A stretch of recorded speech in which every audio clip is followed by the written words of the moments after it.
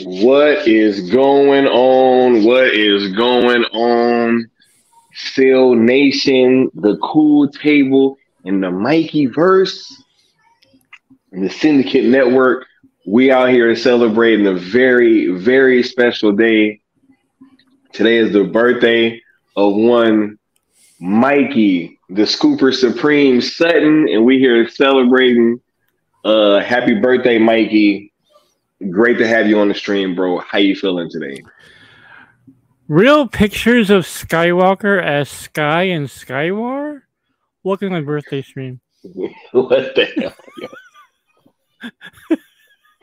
I thought that since we was just doing a regular stream, we was just gonna come on here and chill, bro. We already bombing coming out the gate. Oh my God, Joe. It's free form tonight. Anything goes. Clean the bombs. We going free form, right? Mikey dropping bombs tonight. You know what I'm saying? Birthday bombs, right? That's what we call it, right? Sin Havoc said, because it's Mikey's birthday, Griff rules apply. Yeah. Griff those likes up for Skiiwalker and Mikey. 100%, Joe. 100%. Right. You know, and we look, it's May 23rd. We didn't meet our goal of 1,000 subscribers. But hey, I should have had that drop ready from Austin, like, you have failed this city. from failed this city. But it's okay because Sky and I will be doing this 5 nights a week, so we'll have multiple chances to get those 1,000 subs. So. Right. Hey, y'all heard the man. In the near future, we will be going to a 5-night a week schedule. You know what I'm saying? And that's gonna be crazy. We got the homie Zod in the building saying happy birthday. We got Sin Havoc in the building. Yo, Mikey, the chat is loving the energy, bro. They're saying happy birthday. Thank you. Right? Thank you all. Yeah. It's great to see. Yesterday, and because the Philippines a day ahead of us, I'm so grateful to read 3,000 birthday messages.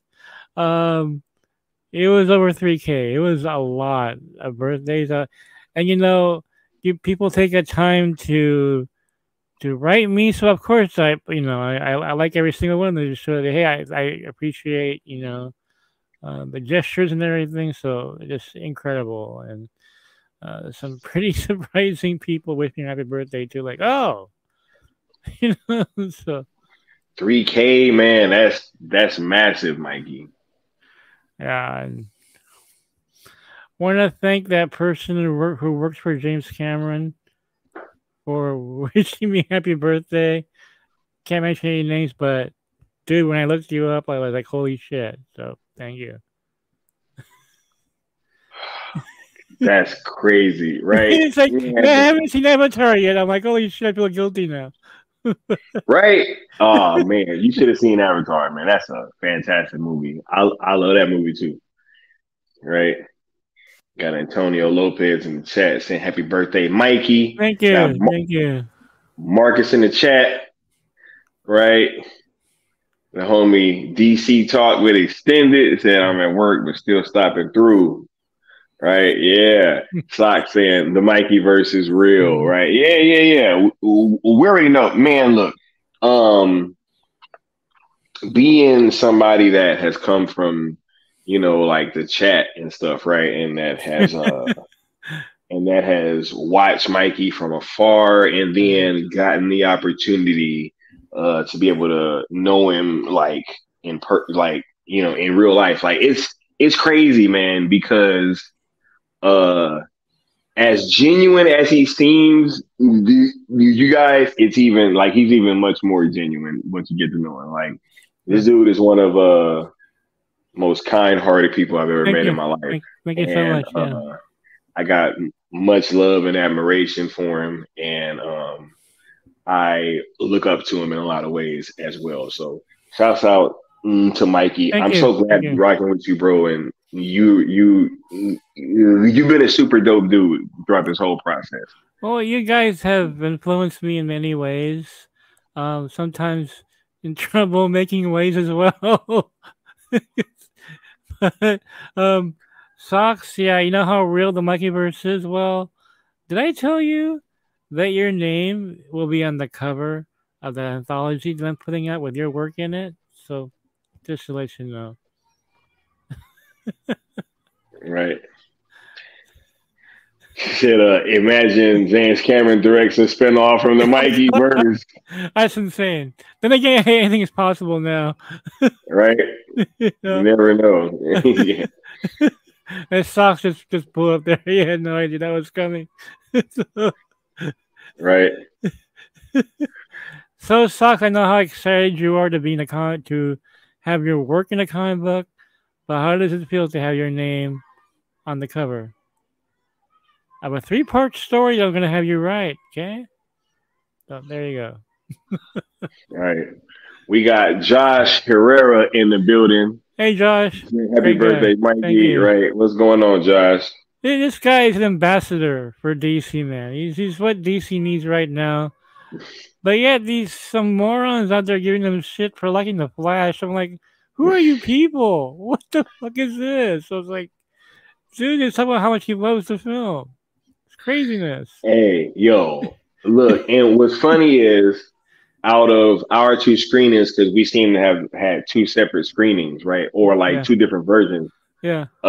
He got like the Snyderverse heavy version, right? Oh, Where it was really? actually, Wow. yeah, where it was actually like showing Cavill and stuff like that. What? Holy shit.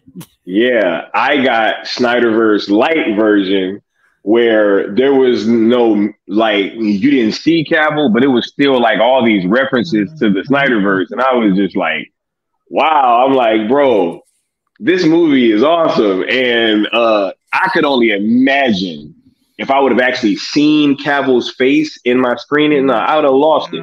I'd have lost it. Right? I'd have lost it. Wow. So Josh saw the Flash equivalent of the Ayer cut, man. You know what I mean? Right? And he didn't get the final cut either, apparently, right? Because it was some things that he had they kind of started with a brief little statement from the Muschietis, and they stated, hey, this is an unfinished version and not the one that's going to be out in June. But yeah, Flash is dope, yo. Shouts out to Josh. I'm glad that he was able to see it too, and he was able to kind of confirm a lot of what I was saying too. Even though we have 2 separate screenings, they seem to be very, very similar, Mikey. From what we've kind of been talking about. And I'm gonna grill you tonight, Sky, about the Flash, because I'm gonna embed this video in Geekosity. So, hey, I'm here. I'm here. And I was trying to keep it cool on Silverstream earlier, you know what I'm saying? Because I don't want to say certain things. And I'll say whatever on my channel. Exactly. Now I want you to go all out, man. So spoilers. I'll say whatever. Spoilers up. Spoilers up. Hey, if you don't want Flash spoilers, you heard Mikey. Get on about it here now. You're welcome, Socks. And Zod, congratulations to us. I think the video that we did in Voltus 5 Legacy has, was it 24,000 views now? That is fucking insane. Thank you all for watching us. And Zod and I have Robert Meyer Burnett, which John Campion doesn't have anymore. Robert Meyer Burnett. Right. Shots fired. 25K now? Okay, 25,000 views now on the Voltus 5 Legacy review. Tomorrow you have Burnett talking about Filipino entertainment. So it's going to be a lot of fun tomorrow. 10 o'clock. So. Right? Craziness. Gonna be crazy. Right? Yeah, 25K is crazy. That's insane. That's insane. And might as well get us out of the way. So, Sky, since we're going to talk about the Flash, even though we didn't hit our goal, okay, Sky will write a comic book for me. Okay, he'll be in that anthology, writing his own character. So I'm gonna oversee the project and give Sky like what his character to like and what the parameters are and everything. But Sky will make his comic book writing debut in my anthology, writing himself and writing Necron as well. It's gonna be hilarious. So. Oh my God. Y'all know I'm about to beat this shit out of Necron. And before the end of the show, I'm gonna elaborate what I said in the intro about the photos. So that's my bomb of the night. Oh my God. Yo, y'all are tripping. Hey, thank you guys. Nah, Mikey's too much, man. This guy is, you know what I'm saying? Mikey's too much, bro. Like, he really is in real life too much. Like, he just does these things, and I be like, bro, like, I don't even know what to say half the time, I don't even know how to like react. I mean, at least get it to 600 tonight if we can, We're gonna get to 1,000 eventually. Oh yeah, for sure. We got Paulo here. It says Mikey tried to inform the fans to watch Black Adam, secretly knowing it was DeLuca pro Snyderverse. Mikey and company now telling us all go watch the Flash. Hashtag sales ZSJ on Netflix. Lightning strikes twice.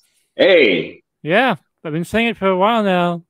I could have gone negative on the Flash Sky. I could have said, fuck it all.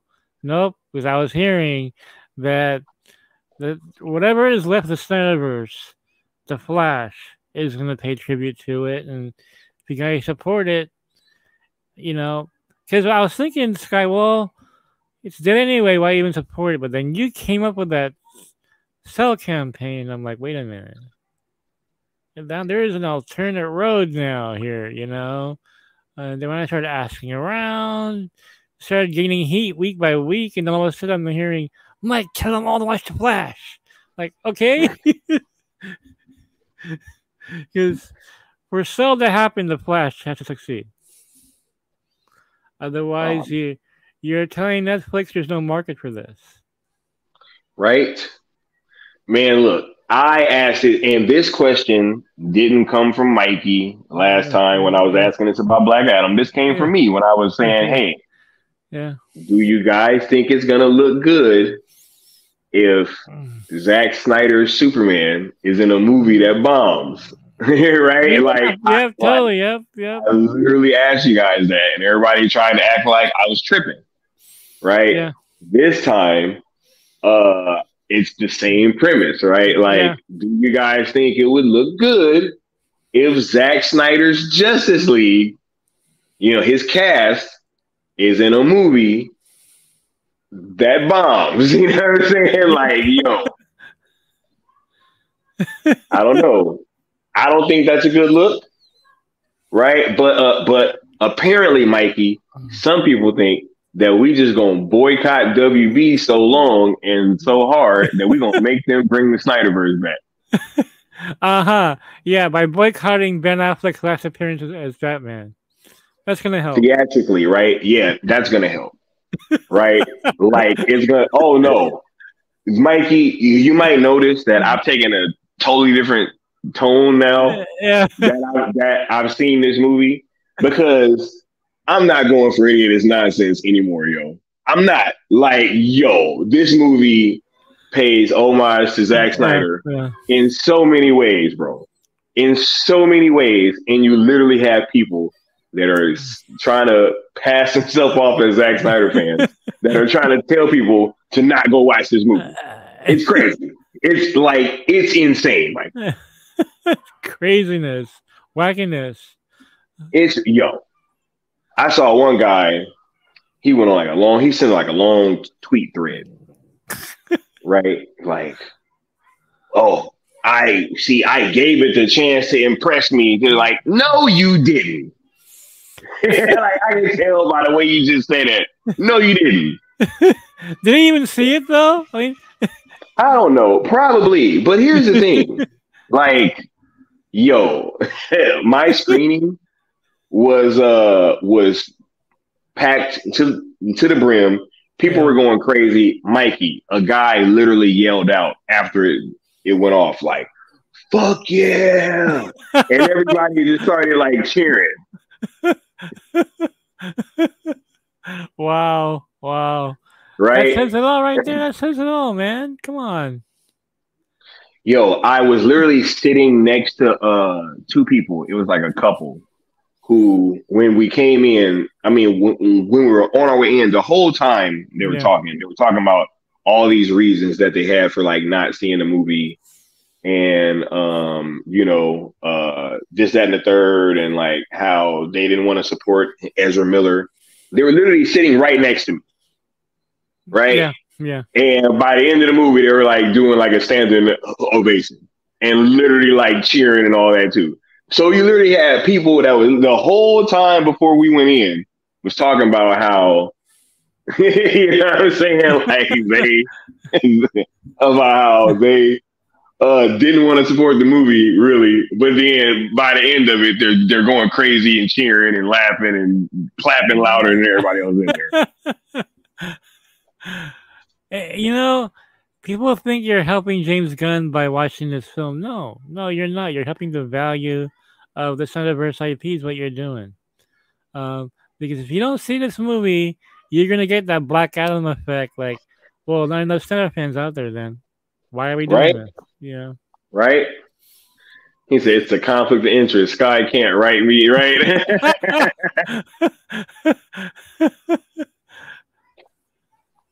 Hey, look, and here's this, right?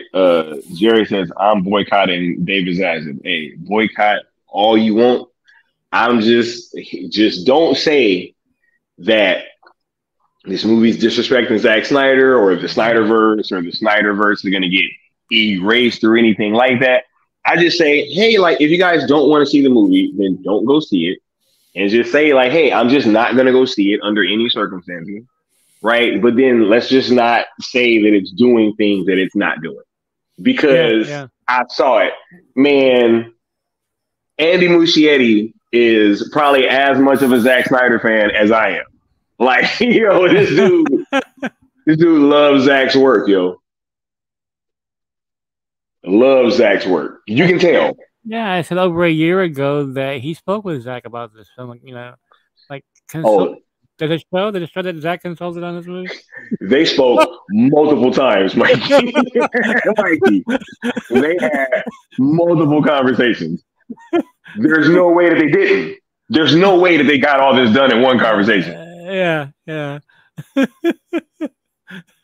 I told you. I mean, you know, and that's why our coverage in The Flash has been very positive, even though I was negative about everything else. With The Flash, you know, I was very positive about The Flash. So I was being told is you got to get people supporting his film.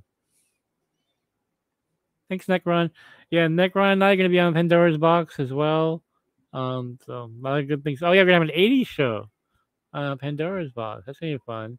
That's tomorrow, right, Necron? So we're going to go freeform 80s. Anything goes. Who knows where Necron and I will end up.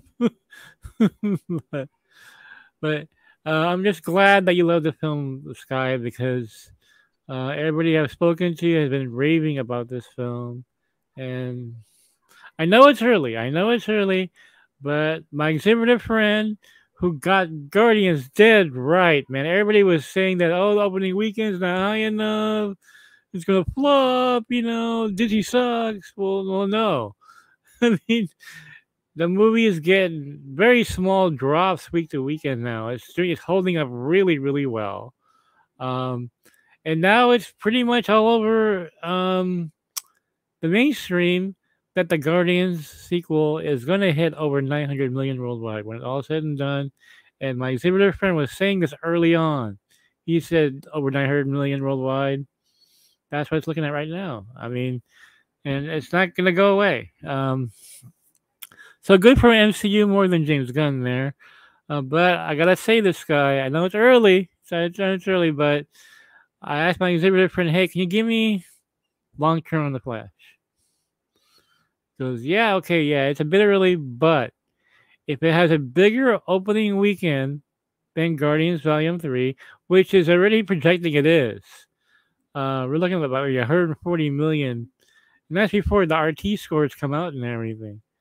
If it does that, we're looking at a $1 billion film here because, unlike Black Adam, the Rotten Tomatoes scoring will be pretty high.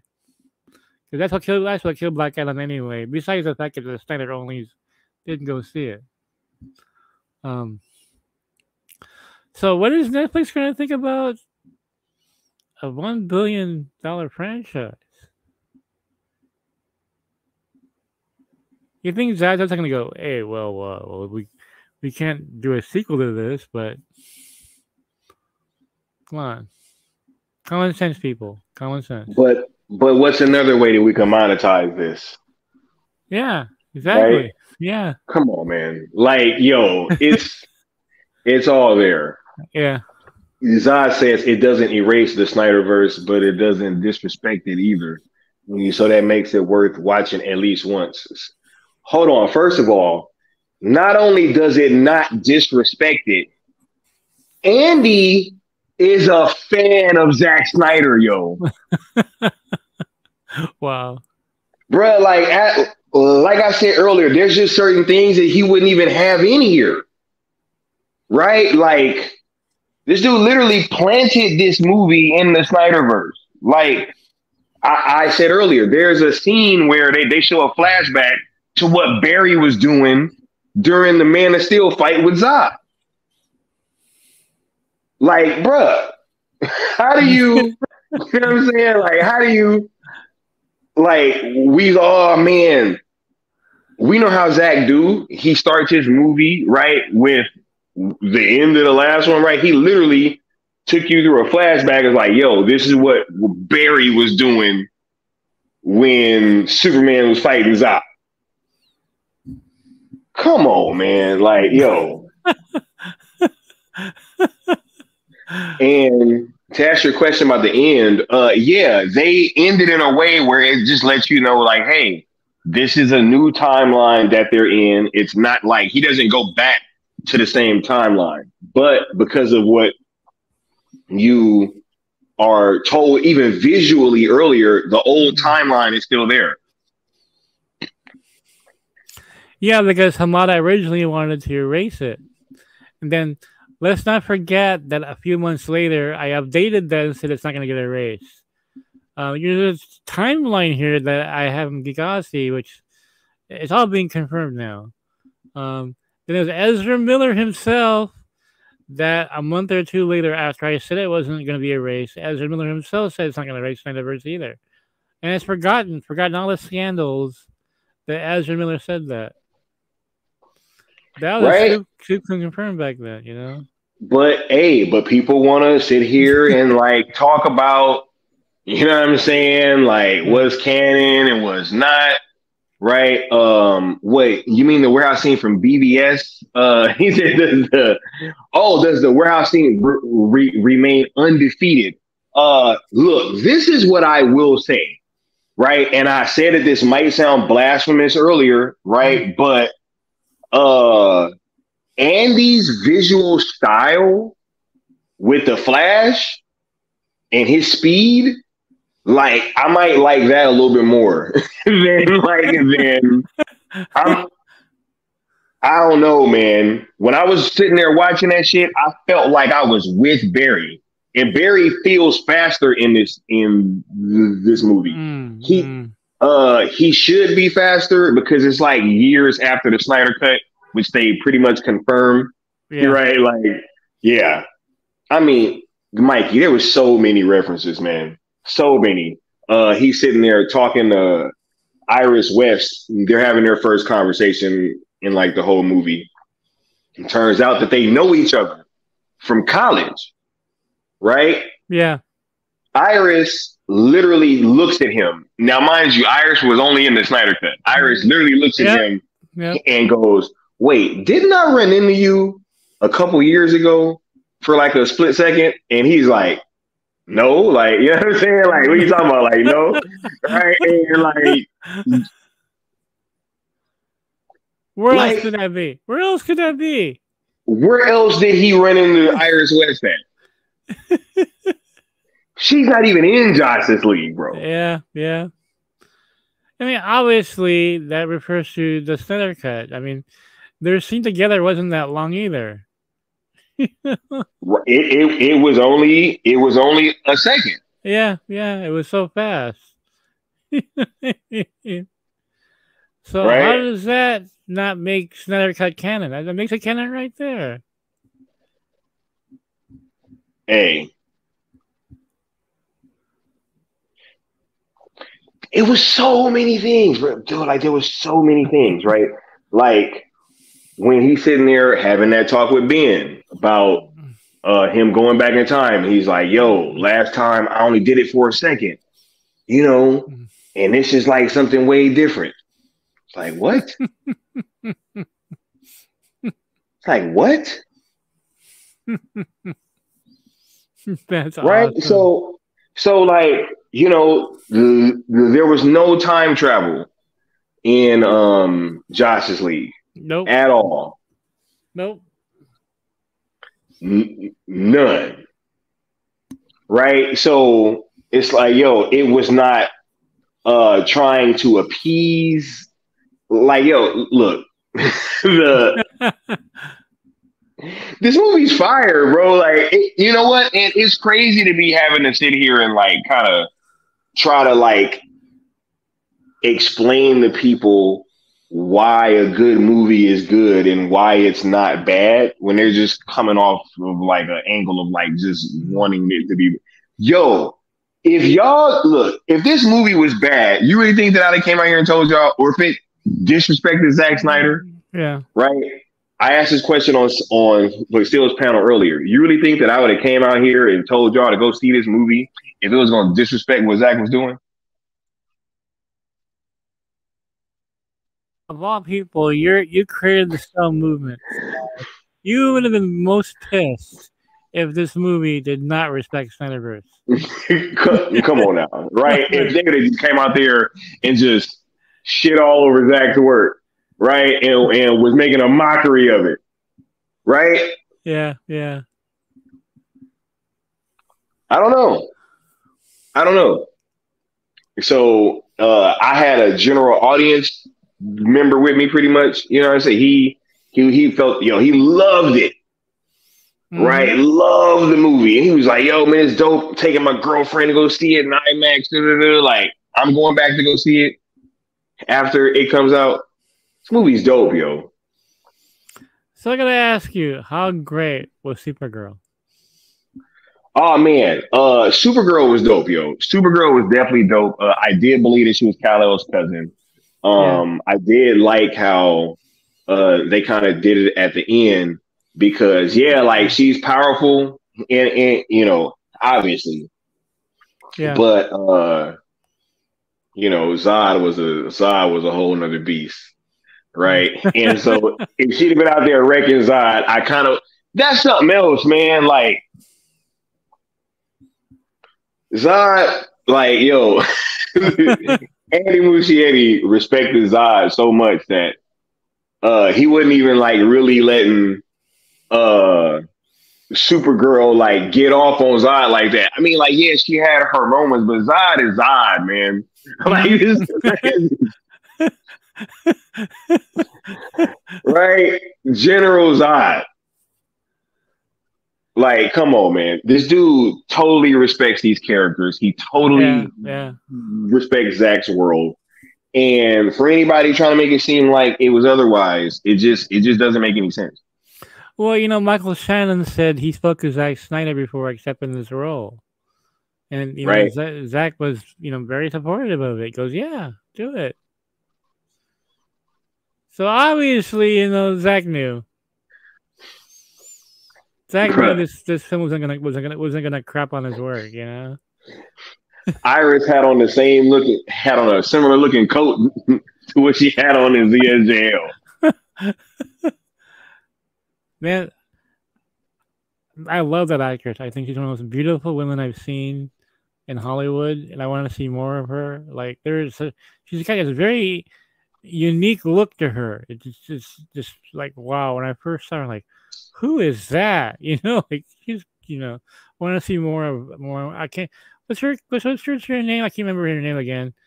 That sounds bad. I always forget too. Right? All I know is Iris Allen's all I know. Kiersey Clemens. That's her name. Kiersey Clemens. That's it. Yeah. It's awesome. Yeah,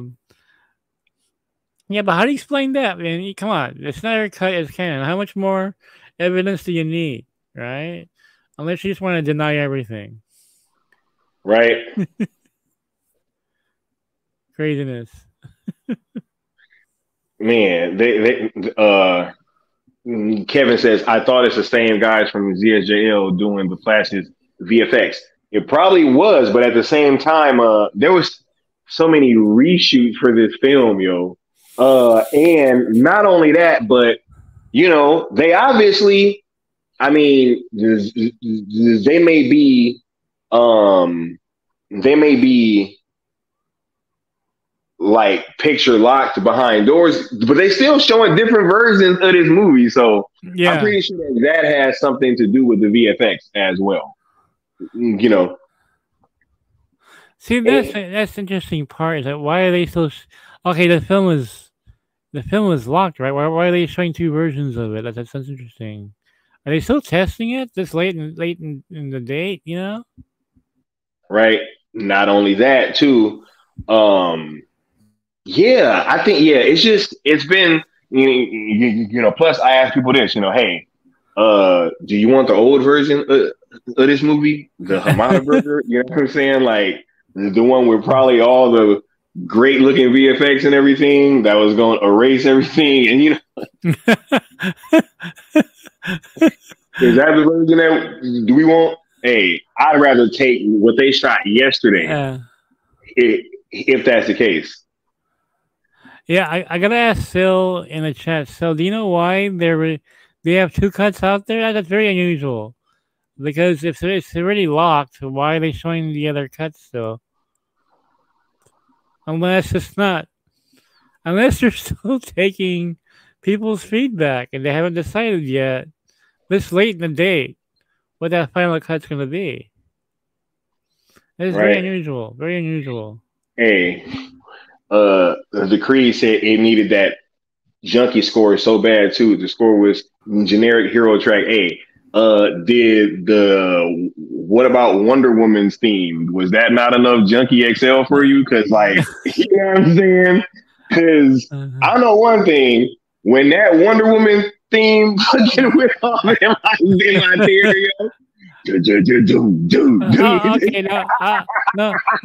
no. Sky, why was that theme in there? Was Gal in the film? Right? Oh yeah. Hey, spoiler alert. Yes, Gal Gadot's in the movie. You know what I'm saying? Shit. Oh my god. Right? Awesome. There you go. Nah, man. I'm not taking this anymore, yo. I'm not doing it. Right? Man, because it just doesn't make any sense. You know what I'm saying? Like to be trying so hard to say that this thing undoes something when it truly doesn't. And I've been seeing that a lot on social media. Mikey, I've been seeing that a whole lot. I've been seeing a whole lot of oh, how can you guys try to support this movie and it undoes everything and it erases Zach's work? And I'm like, yo, this is wild, because what I saw it didn't do any of that, right? It didn't do any of that. So still in chat said the final cut is set.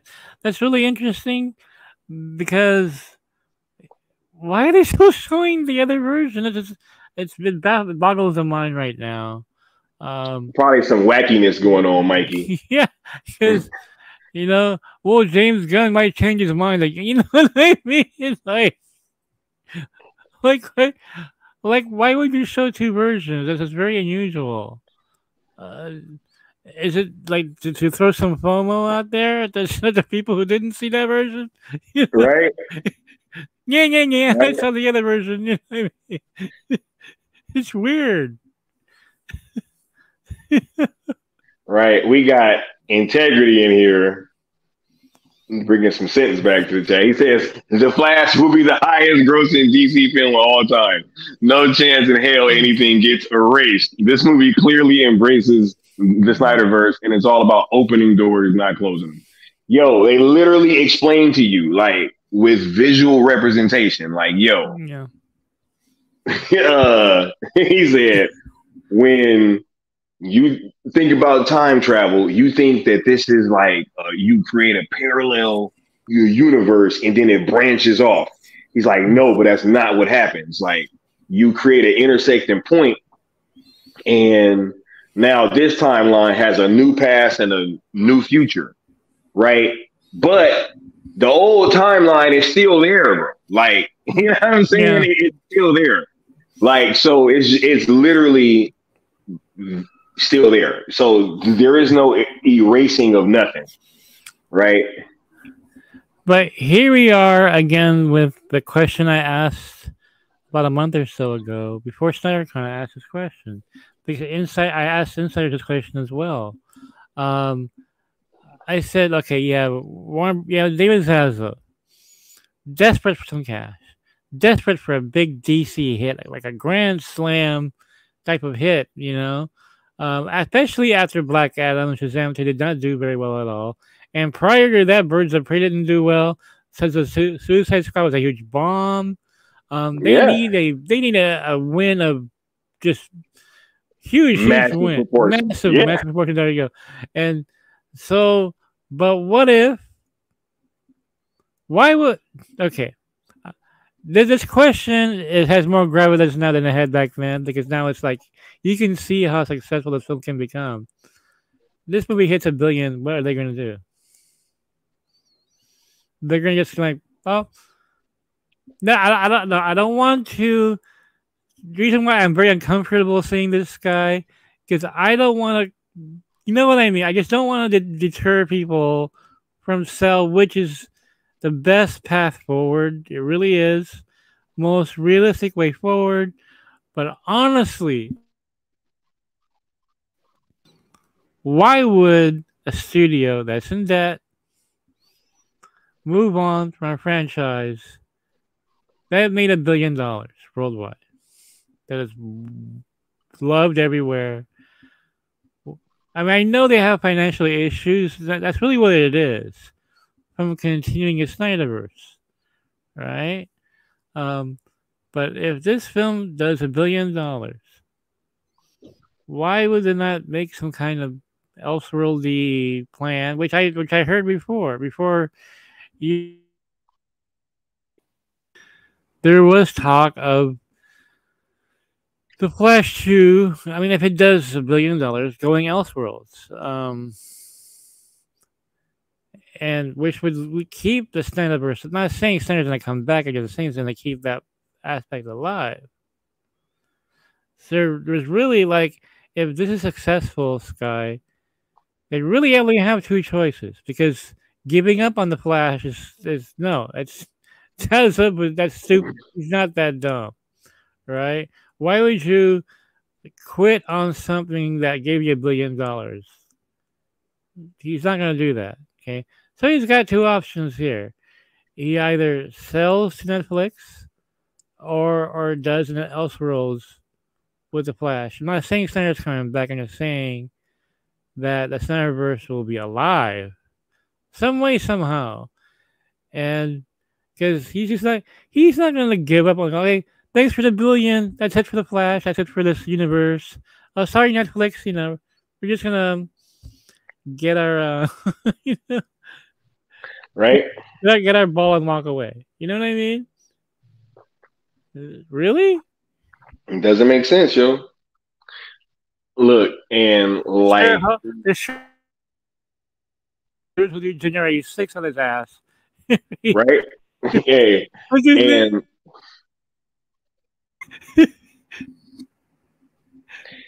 and PJ saying he's like, Ezra told us via IG nothing of Zach's. Yeah. He said Zach's mighty works. He didn't even say great. He said his mighty works. Yep. Is Yep. being Yep. erased. He said nothing. He said they can't erase. You know what I'm saying? Like, he literally said they can't. Bro, this movie, you find out what Barry Allen was doing during the Man of Steel fight. Like, so much of the movie is kind of centered around Barry wanting to get back to the regular timeline so that he can be back with Ben Affleck, like his Batman, which is his best friend. Right? Really kind of paying off that whole, I need friends thing, right? So he just speaks about how him and Bruce are like best friends, right? And how he's like pretty much like his only friend, or like, you know, him in the Justice League. And it's like, you know, it's wild, Mikey. Like, there's so much Zack Snyder and his essence that just kind of looms large over this entire movie. You know, because even James Gunn said that he can't answer the question if Ezra is going to get recast because we don't know yet, right? So even he is throwing doubt on this being the end of this franchise. So tell me, Sky, how impressed were you about Ezra Miller in this movie? Because I really want to know how good was he in the Flash? He's in every scene in the film. He's in there, right? Damn near, yo. Yeah, I see why recasting was not an option, and because they had to redo the whole movie, like literally, like the whole movie, right? Yeah. And I also see why they didn't give up. They were like, "Yo, we're gonna wait this thing out," and they told Ezra to just go be quiet, right, and go sit in the corner. And don't come out and don't say nothing. Right? And then that's what they did. And they got the movie. Yo, Ezra is fire, yo. Wow. Because like he plays two different versions of himself, maybe more, but two for right now. You're right. Yeah. He plays two different versions of himself that are at two different ages. And so you really get to see a young Barry talking and interacting with an older Barry. And their whole dynamic is dope. The dynamic between young Barry and Bruce, right? And young Barry and Supergirl. Yeah, it's just Ezra really, really killed it. They really, really killed it in this film. Awesome. And it was a fantastic performance. And you know, like what Sil said in the chat here, it's sell Elseworlds or nothing. It really is exactly what it is. And look, we all follow the box office here and everything. A movie getting $1 billion is like a perfect game of baseball. Okay, it's not common. You may think it's common because the MCU keeps getting $1 billion, but it's not. Even for DC, they had Aquaman and Joker, right? Because Batman couldn't hit $1 billion, you know. It's rare, you know. So why would David Zaslav say, "All right, we'll just thanks for the $1 billion. We'll go on ahead with the Weasel Saga." You know what I mean? I mean, something has to happen, Sky. Something has to happen. Either he sells it, or go Elseworlds with DeLuca and Abdi. I said it, Mikey.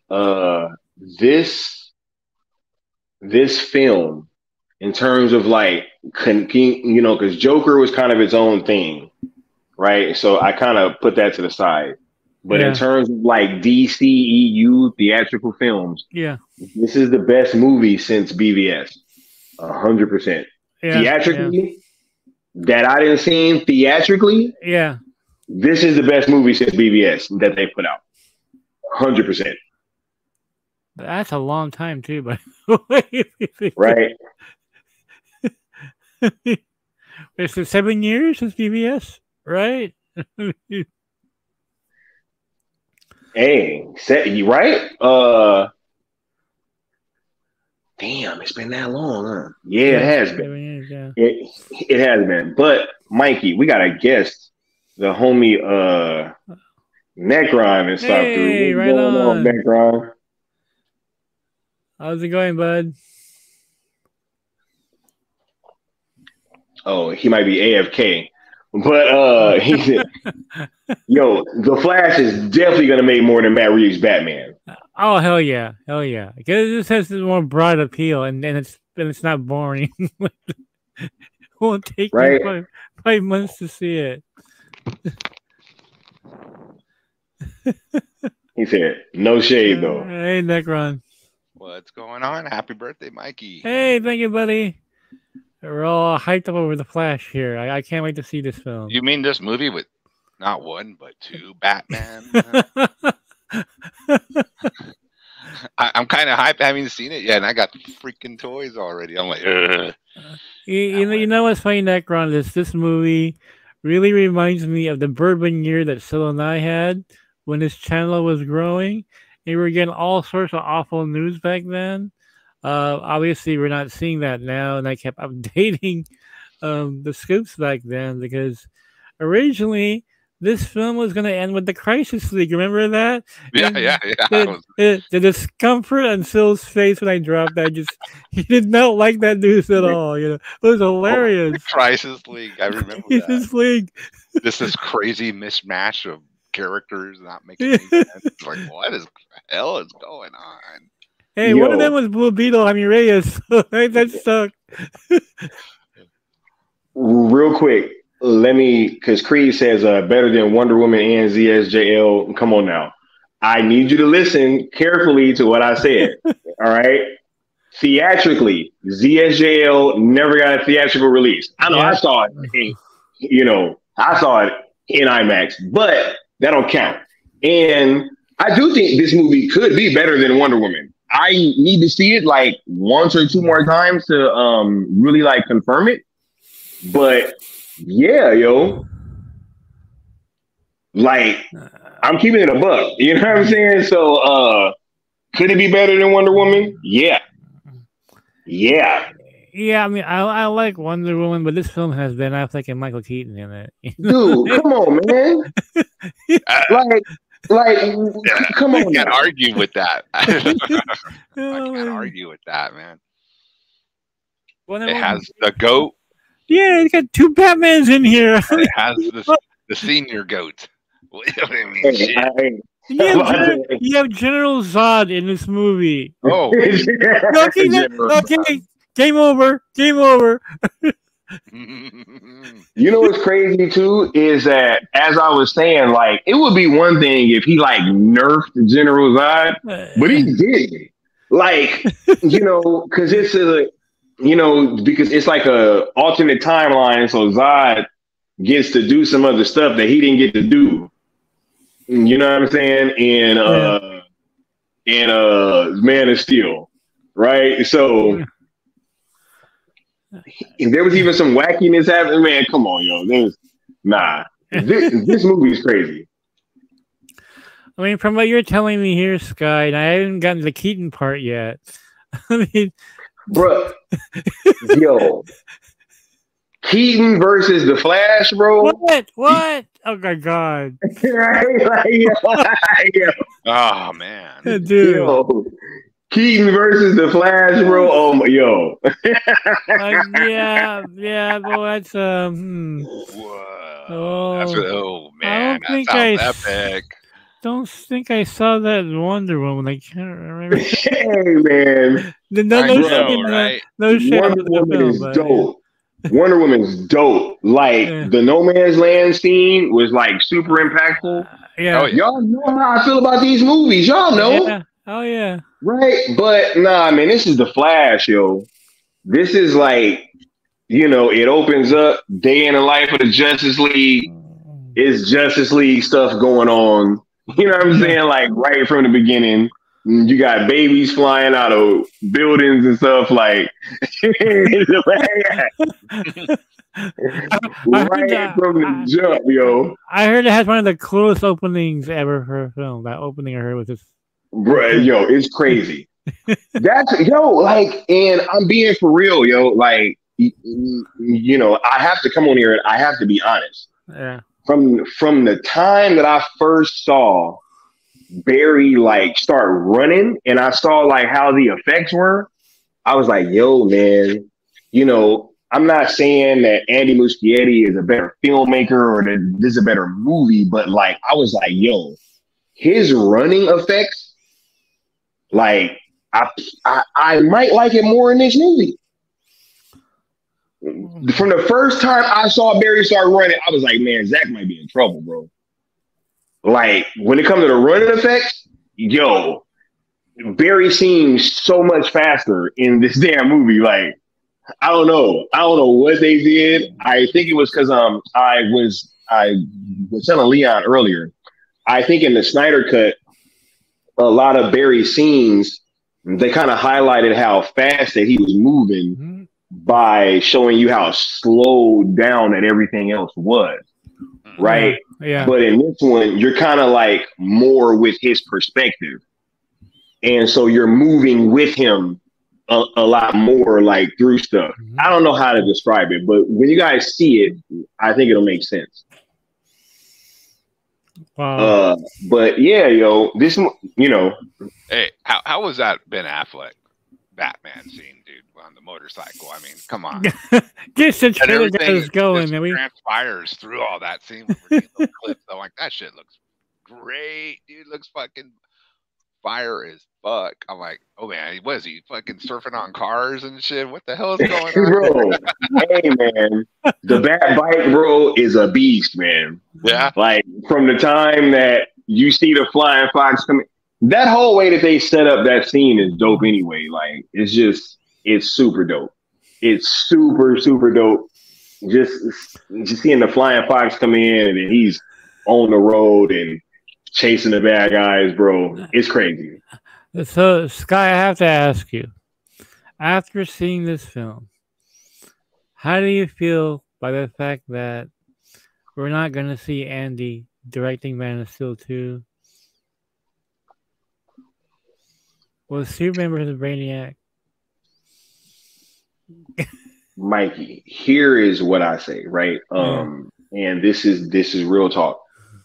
And I kind of alluded to this earlier. If let's say that sale happens, right? Yeah. I would. Yeah, right. If sale happens and it goes into Netflix, right? Yeah. Obviously, I'll be like I'll tolerate whatever DC Studios is doing. Yeah. Right. Yeah. If Andy Muschietti was in charge over there or was like still gonna be working on stuff, or if I knew that he was gonna play a big role, I would not only tolerate what DC Studios would be doing, I would be invested in what DC Studios is doing. Right? What could have been? I don't know. Because one of my most bittersweet scoops confirmed was Andy directing Man of Steel 2, versus Brainiac, and it was all confirmed after Gunn was hired. And I was like, I didn't want to hear that. That's the worst scoop confirmed I ever heard, because scoop confirmed, but it's never going to happen, And I thought to myself, how will I feel when I see the Flash and it's awesome, and I look back on what we could have had, Hey, man, look, that dude, him being in charge, like, yo, he obviously loves Zack Snyder's work. He obviously loved Man of Steel. You know what I'm saying? Like, he obviously loved General Zod. He probably loved Cavill, too. So, I'm just going to go out on a limb and say that. You know what I'm saying? Yeah. Like, this dude probably loved that film and everything about it. So, him doing Man of Steel 2 or Man of Tomorrow would have been super dope. Would have been super dope, right? That was that was crazy. And we had some people to say, "Hey, Sky, our parents gonna worry that the Flash is kid friendly enough." There is a scene where Barry runs naked, but it's not as any look. Who's all been naked in the MCU? We've had the Hulk be naked. In the DCEU, we saw Ben Affleck naked in BVS, right? Who else? You know what I'm saying? Like, there's been plenty of like characters, though, that we've seen without clothes on briefly in these movies. So I'm not gonna do that now. Yeah, naked dudes don't count. Okay, it's like right. You know what I'm saying? It's for comedy too, right? It's for comedy. It's just it's not right. I don't even consider that nudity. Okay, like whatever. Yeah, it's not like Barry's getting ready to get down with Iris or something. No, they showed her in the buff. Holy shit, man! Right, Mikey. Dude. Nah, hey, Flash, you burn some clothes, bro. You know what I'm saying? That's right. Thor was looking at them. CSI doesn't count to me. It's like, right? If you sell ZSJL to Netflix, you could have a possibility of a Man of Steel over there, right? I mean, anything's possible. If I was in charge of DC, let's say, hey, Mikey, you can't do anything with Superman anymore because James Gunn. I would have Andy do Red Sun and have Cavill in there. That's what I would do. Oh my goodness. That's what I would do. If given that's what you would do, huh? Hey, nah. Look, this dude, Andy Muschietti is like a Zack Snyder fan, yo. It shows through and through. It shows through and through, just several elements, yo. As I said earlier, when they was literally showing that scene from Man of Steel and they're showing the world engine and what he was doing during that time, it's like, yo, that's crazy. That they literally who is sitting there paying homage to all these different moments. Hey, you gotta wonder if Gunn would let Andy do New Frontier or he'll do it himself. Man. I don't know about this new. Oh my god! I'm such a troublemaker. Right? Yo, I don't know how the streets is gonna not demand more like Sasha Kaye. You know what I'm saying? Like more Andy. I don't know how this is not gonna happen. Like, I can totally see this happening. Well, and maybe that's the problem, Mikey. Maybe that's the problem because they don't want people asking for more of these characters. Maybe that's what's going on. Well, someone doesn't want someone asking. I really underestimated the impact of Michael Keaton. Hold on.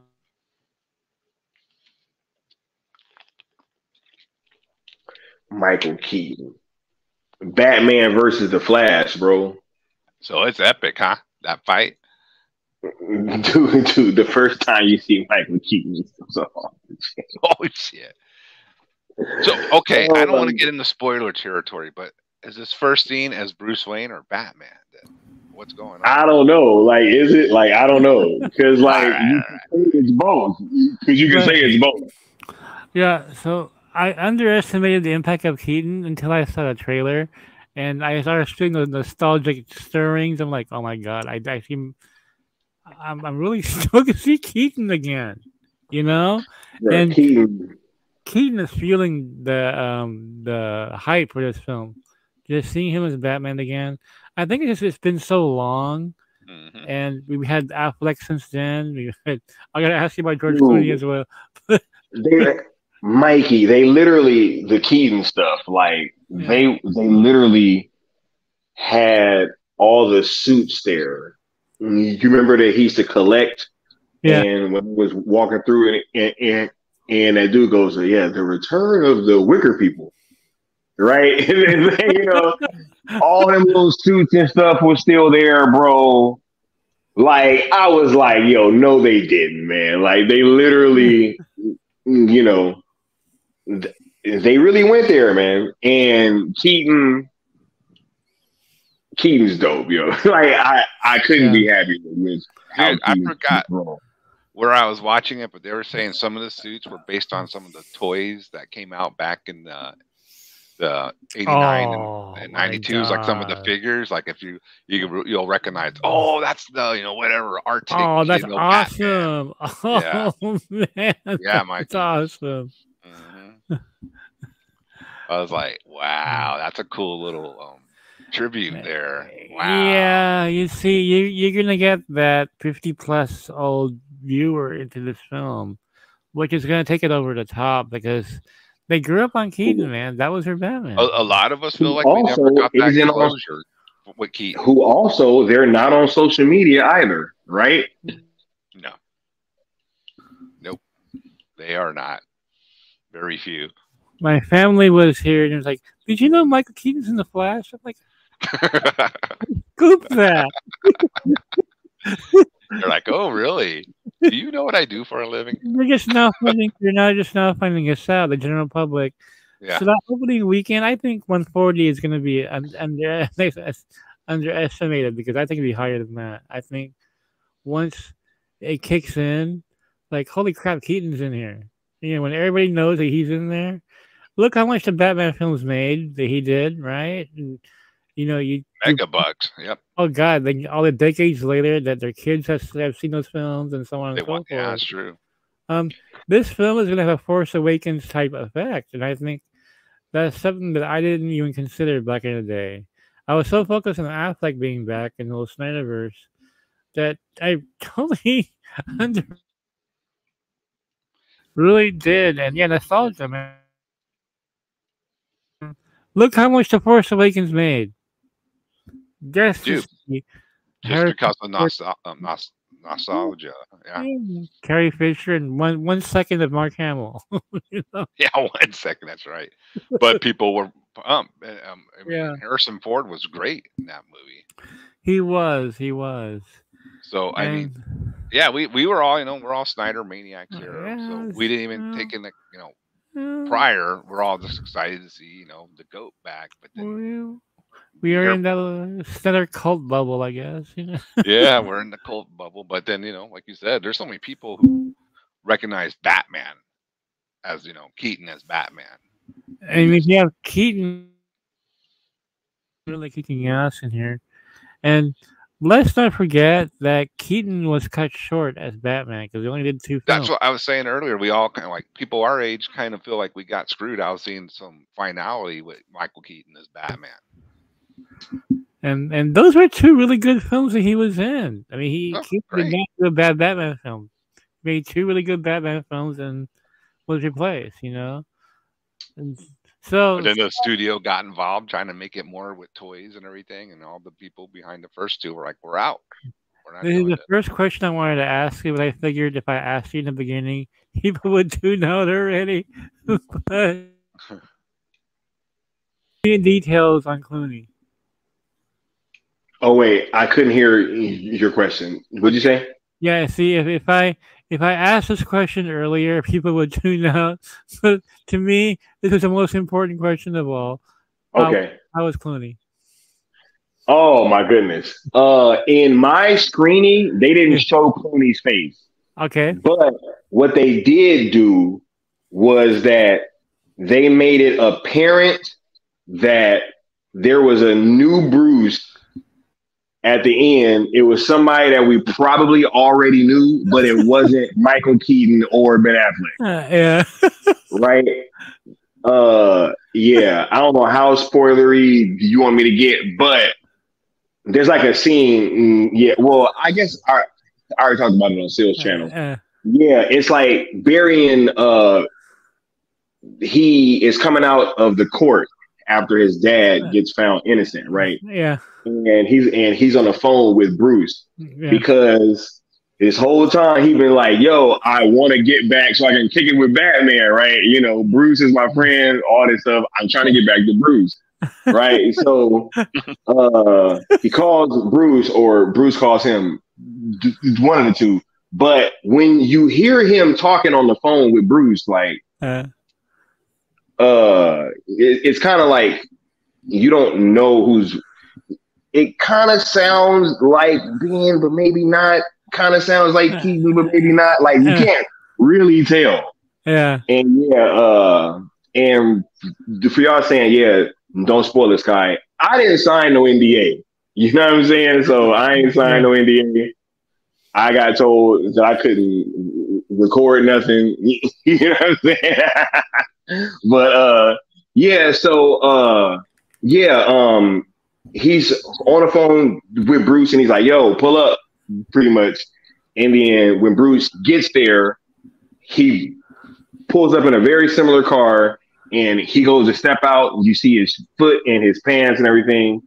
And when he gets out of the car, Barry goes like, "Well, who the fuck is that?"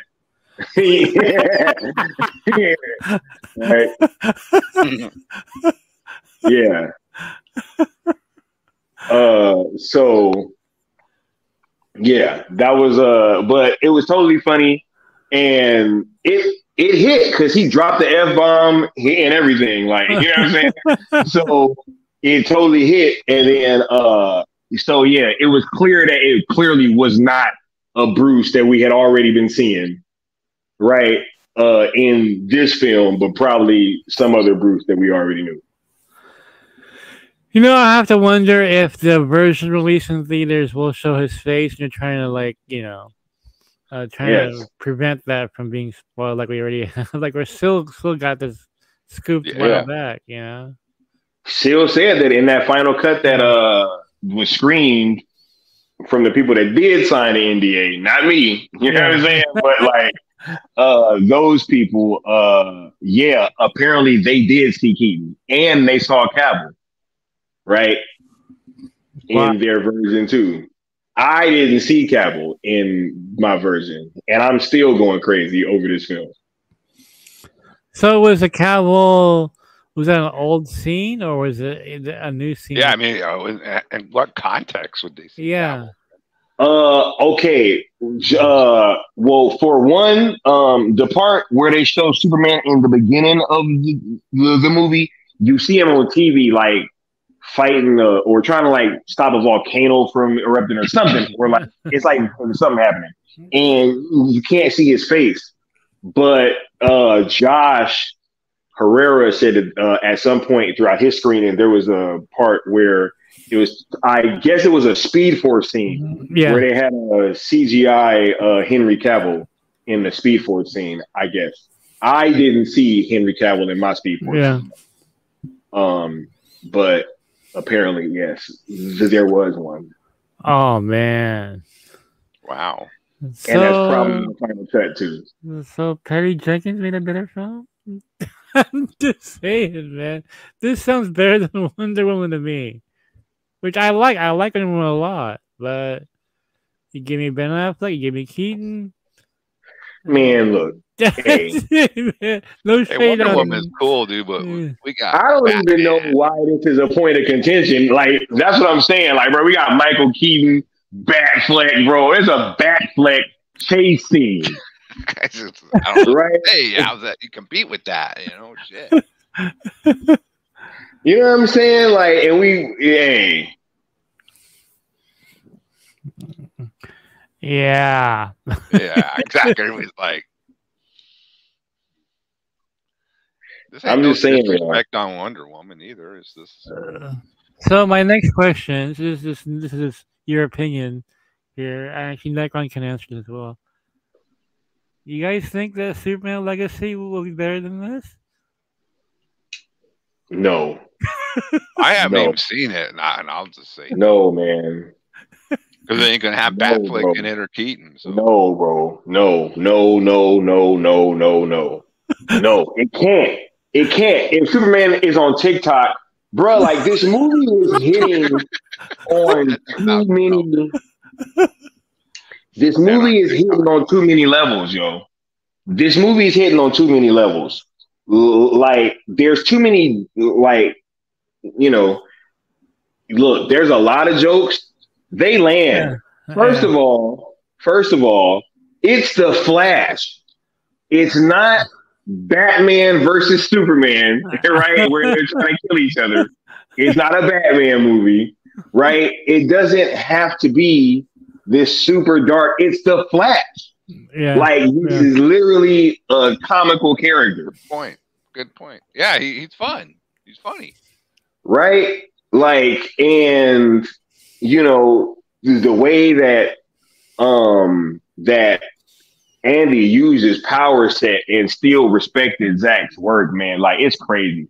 And as we said, or as I said earlier, Zach has always been open about how he didn't like the fact when the Flash is on TV shows and all that stuff and in cartoons, how he just moves people because in reality, you know, that wouldn't really be possible for us to be able to live through being like jerked around in like those kind of speeds. And he even touched on that, Mikey, how like he doesn't like moving people because it's dangerous and all that stuff. And I was like, yo, this is literally like coming straight from Zach's mouth, yo. Wow. Right? Listen to Zach talk about that scene with Iris West in the Snyder Cut. Like literally what he was speaking about right there gets transferred over into this film. There you go, man. There you go. Right? Didn't Michael Rosenbaum voice the Flash in the cartoon? Yep. I thought that was one of the coolest aspects of the cartoon as well. Yep. Right. And it's crazy, yo, because he's sitting there like, oh my God, right? This is yo, I was in a packed theater, all different type, yo. Yo, right? I saw somebody in the chat earlier that was capping like a mug. It was, I don't know who it was about. Yo, the theaters was silent. Bruh, come on, man. Ain't no way. Right? Like, yo, man, look, yo. I said this on, you know what? Fine. Let's really get to it. All right. Yeah. Hey, y'all. Hold on, because I need y'all to feel what I'm about to say. All right. Real talk. You know, some people are really invested in the Zack Snyder fan base or whoever not supporting the Flash movie. It's going around. I'm seeing it and I'm experiencing it. And I'm about, you know what? And I might not know what's going on right now, y'all, but I'm going to figure this shit out. I'm going to figure it out. It's going to get figured out because, this is crazy. Literally, we should not be in a state where I'm having deja vu about walking out of BBS, right? And having like this screening and it's super dope and the fans was going crazy and everybody is having a great time. And then I get on social media afterwards and I see the internet trying to say how much that movie sucks. Right now, this time I'm seeing that same sentiment, but from people that are telling you that they're Zack Snyder fans. Right? Mm-hmm. This is crazy. Like, I don't know what the hell has happened to this fandom. Right? But like, no. Right? Like, no, I'm not. And that's why I thought it was so important for somebody from the Cell movement to get into one of these fan screenings, Joe, because I knew this was going to happen. Right? Yeah. Like it's just been real weird stuff going on lately. So, you know, anybody, and I'm telling you, look, this is just my opinion. This is just me, my opinion. Anybody that's claiming to be a Snyder fan that's trying to tell you to go boycott this movie and just seems dead set on you boycotting it, you might want to think about why they're wanting you to do that. Because this is some weird stuff going on. Like this movie is literally like a love letter to Zack Snyder, and like as much as it can be. Right? Is it a perfect film? No. Right? But like, did Andy show respect to Zack in as much of a way possible as he could? Absolutely. So am I gonna, as a Snyder fan, turn my back to that? Right? And he's literally trying to like place his movie in our timeline and appease us? And I'm gonna turn around and say no? Because of some executives that one ain't even air no more? Right? And all these fights and stuff, fighting ghosts from the past? Nah, man. No. This is not. These people are super invested in you guys not going to go see this movie. Right? And look, look, and I keep saying that no, it ain't the best film since The Dark Knight, but it is since BVS. It is since BVS. Now what? Right? Like theatrically, this is the best DC movie since BVS. Joker notwithstanding, because you know that's a whole other story, right? Kind of disconnected, its own thing. No, when it comes to like interconnected DC movies, better than Aquaman, probably better than Wonder Woman, better than Suicide Squad, better than The Suicide Squad, better than Birds of Prey. Like, what else are we doing? Like Shazam 2? Why is this even a question? Right? Like, why does that statement trigger people?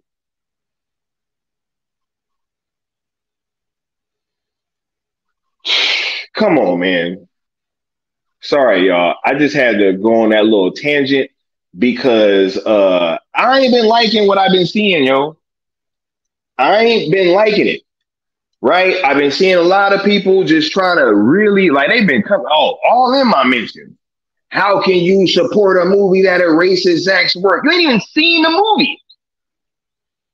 How you gonna talk about something you ain't seen? You trying to tell me You saw the movie? Nah, man. Nah, we ain't going for it. We ain't going for it. Yo, I'm not, nah, I ain't playing no more games, yo. Right? Because this has been wacky. There's no reason that I should have deja vu walking like I'm walking out of BVS in 2016 and it's within the Snyder fandom. That's crazy. Good point. Right? You got people looking through and sifting through everybody's good reviews to find negative ones and be like, oh, here's an honest one. Oh, so everybody that said that they liked the movie ain't being honest. Right? So I'm not being honest.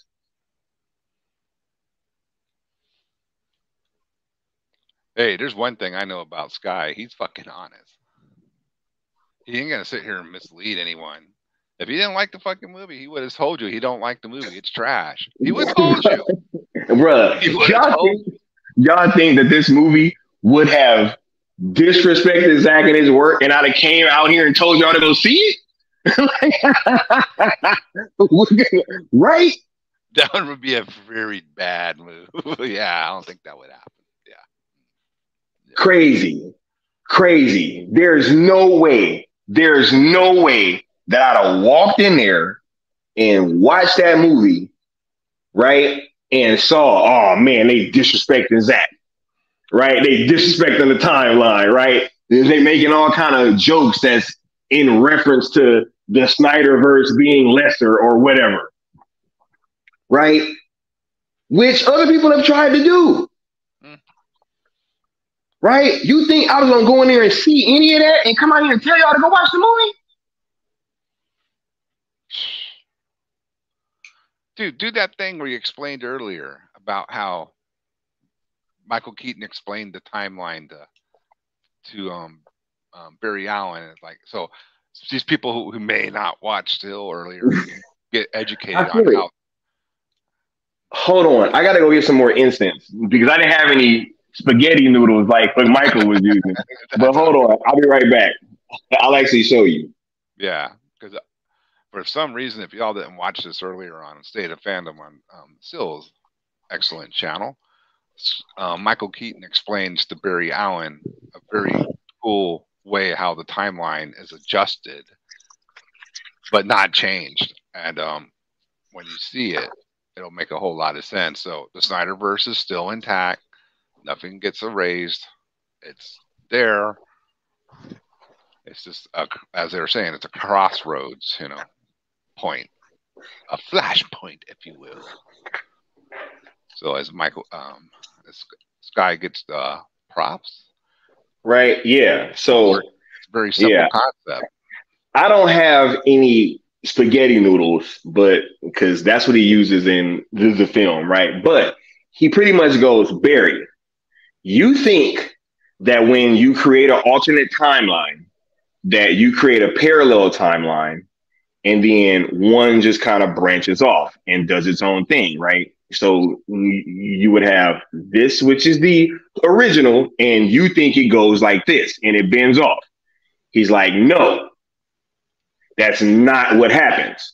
What happens is that you create like a cross point, right? Which is now this timeline has a new future and a new past with the same little intersecting point.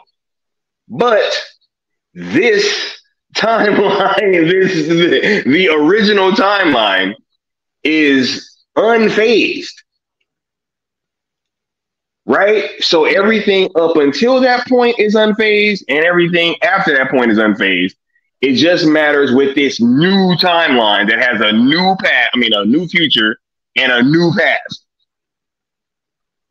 Right? So literally nothing that happened in Zack Snyder's Justice League is changed, yo. Nothing. So you don't have to go out in the streets and rage and burn things down and and really, there's no point in erasing it anyway since they're gonna do a reboot. So you know what I mean, right, Mikey? So at least it's there for anybody else to use it.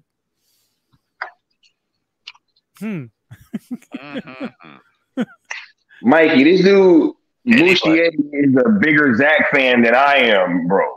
Yeah. Like, he literally is a huge Zack Snyder fan. Well, I remember saying a few months ago that Andy spoke to Zack Snyder, and, it's showing in this film from what you told me already, And, yeah. You know what? I'm getting a deja vu here when Black Adam came out. Let's boycott Black Adam. Even though it has Cavill in it. You know what I mean? Like, only Snyder can do Snyder, I guess. Right? Yeah, you didn't know Snyder was going to make all those movies when they originally presented them? He was going to do Cyborg, Adam. He was going to make The Flash, the Adam movie, right? Wonder Woman 2, right? He was not ever going to make any other type of this DC film. Yeah, nothing. Well, does this mean that Wonder Woman sucks because Snyder didn't direct it? Why the hell you guys go see that one then? Right? Snyder didn't direct it. Oh, I do hear these weird conspiracy things that you got him. You got him with that one. Well, you know, Snyder secretly directed Wonder Woman, right? I'm like, what? He did not secretly direct Wonder Woman. Come on. This is goofiness, man. But seriously, it's like, okay, but Wonder Woman is okay to watch, even though Snyder didn't direct it. Well, Where the Snyder Only's response to that? Was Wonder Woman just as serious as Batman vs Superman was, guys? I'm wondering, like, whether tonally Wonder Woman was just like Batman vs Superman. Right? No, right? Totally. That's what I'm saying. Like, right? Like, yo, it's the Flash.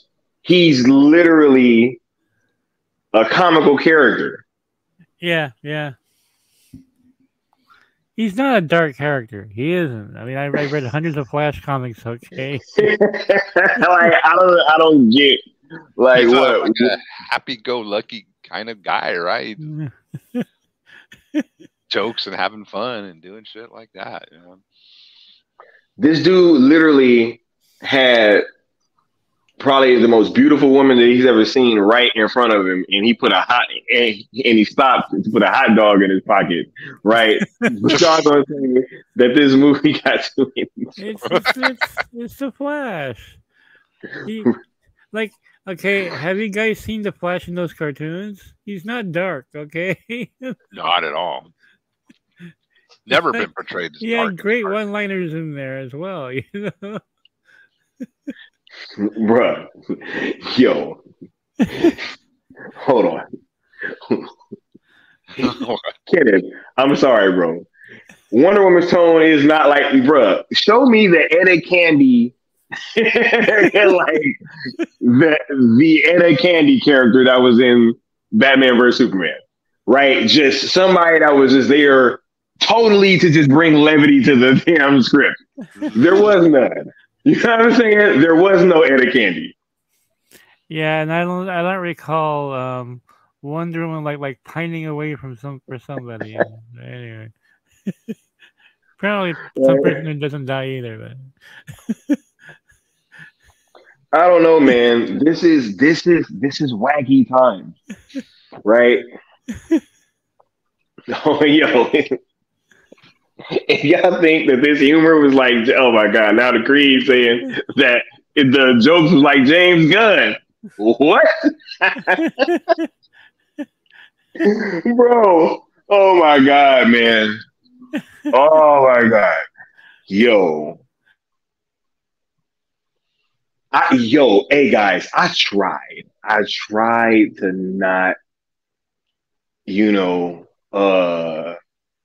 like, I tried to look for reasons to come out here and tell y'all that I wasn't going to rock with this movie. I tried. See, and to be honest, that would have been the easier thing to do. Right? The easier thing to do for me, my platform, definitely on social media, the easiest thing to do would have been to come out here and try to tell y'all, yo, this movie sucks. It's gonna erase everything. Don't go see it. Right? Hey. But that's not what the case is. I remember when a few months ago, after bashing this film for the longest time because of all the Hamada stuff that he wanted to erase, and then just switching to the other side saying, like, no, I'm hearing great things about the Flash. I'm remembering all of the tomatoes in the chat and everything that people did. Oh yeah, you remember that? They want to pile on. Oh yeah, yeah. People did not want to see this movie, and there are people now that don't want it to succeed, and it really reminds me of the whole Black Adam days. Very funny, right? Yeah, very funny how all that comes out, man. So, and what did this and Black Adam have in common, guys? Could it be that they were trying to connect to the Snyderverse? Yeah. Like it's almost like if they would like things connected Snyderverse, they don't want to do well. Yeah, right. Like and then from that, and then all of a sudden, every little single thing is an issue, right? Every little single thing is an issue, right? Oh my God! Triggered by these little things in the movie, and that's all they can focus on. Not that you had freaking Ben Affleck flying around, like, you know, jumping from cars on the, I don't know what the hell I'm looking at. I'm just seeing it in the preview. It just looks amazing. The bat cycle knocking cars out of the way, and who knows what else is in there. It looks fucking great. Keaton jumping from the plane, landing and beating the crap out of guards and shit. If you don't think that's cool, cool. What happens if Zach comes out on Vero and just hardly recommends the Flash? What's gonna happen then? People gonna find another way to say that that Zach's just being nice, just like they were when Zach tried to tell people to see Black, and when Zach told people to go watch Black Adam too. Yeah, he kind of subliminally did that, and you had the Snyder fandom. Yeah. See, that's why I'm really starting to question like whether or not these people are all fans, Joe. This is getting wacky. This is getting real wacky because like Zach says stuff and then it doesn't matter anymore. Man, if Zach come out and tell you, look, I know one thing, right? Zach said that he rocking with the cell movement, you know what I'm saying? Yeah. And the cell movement rocking with the players. There you go. That's the thing that annoys me, dude. You got the man here who created the cell movement giving you the thumbs up that this is good DC quality stuff. What the hell else do you need, man? God, like Necron, like I have any kind of like motive to like do otherwise. You know what I'm saying? It makes no sense when people, no, that's not true. We don't boycott. I'm like, no, man, this guy created a cell movement. Why people? It's pretty obvious. You can't read between the lines, dude. You know that there are certain people who just doesn't want anything Snyderverse adjacent. You know, they want the bomb. Hey, watch this though. They really about to get mad, right? Because the Griff champ is here. Right? They really about to get mad because the Griff champ's here now. Hey. How late is it over there? So you're still awake? You can't sleep? Do you think with the Flash on? I had to make a way. I had to make a way to get on this birthday stream with Mikey. Y'all already know if I had, like, you know what I'm saying, I'm very busy right now, but like if I had more time, you already know me and Mikey would do this together. Yeah. You know, Mikey is like literally my mentor for the last couple of years. Like you know, before I met Mikey, I was just some black guy. Right? and now I'm still Abdul now, right? Because of Mikey. So no, happy birthday to you, bro. This is your day. And Thank you. Again, always appreciate you know what I'm saying. You put me on the map, bro. You already know. Thank you so much. Hey man, you helped me out as well. Apparently you converted. Really, you're a bad influence on me. No. right. I took it to the dark side, right? Dark side. It sounds racist, right? It sounds very racist. It sounds very racist. Whatever, you know. Like. So you already know how to make this. Like Mikey, you were so respected, and then you. Until you met still Abdul. And you know, there's some black guy too, Mikey. I tell you what, I had this one pseudo beta tell me, Mikey, you're hanging out with a dangerous crowd now. Like, what dangerous? I never told you this. Like, like you, Sky, and Leon are the bad kids. So you're because you're black. Oh, I know, Mikey. After you met me and the cool table, you're a Hollywood producer now. That's all I'm trying to say. Like, I don't know. You know what I'm saying? I don't know what that means for people out there. Like, I'm just saying. That sounds like Mikey upgraded, actually. Yeah, compared to y'all betas out there. So again, this is your day, bro. You know what? So I got the deal. Yes. Like a year after I was recording with you, so there you go. You just gotta wonder, man. Rose, yeah. I'm just, hey, the proof is in the pudding, right? Like, hey, it's like maybe I wasn't some like bad black guy the whole time, right? Maybe not. Maybe I did something, you know what I'm saying? So apparently I should run with a gun. Apparently, you know. And shout out to Sky as well. I'm so glad he's able to host this again for Mikey. And again, like I said, Mikey knows, and like, you know what I'm saying, people to know, like, you know, I took a lot of honor of doing this for Mikey every year, and just, you know what I'm saying, just scheduling things. But if I wasn't gonna do it, I was like, Mikey, I was like, no, hit up Sky, right? You know, we had this conversation, Mikey. I was like, no, make sure Sky does it, right? Because like it's only right. It's only right. Well, I don't want to make it look like I left you for another bed, so like before.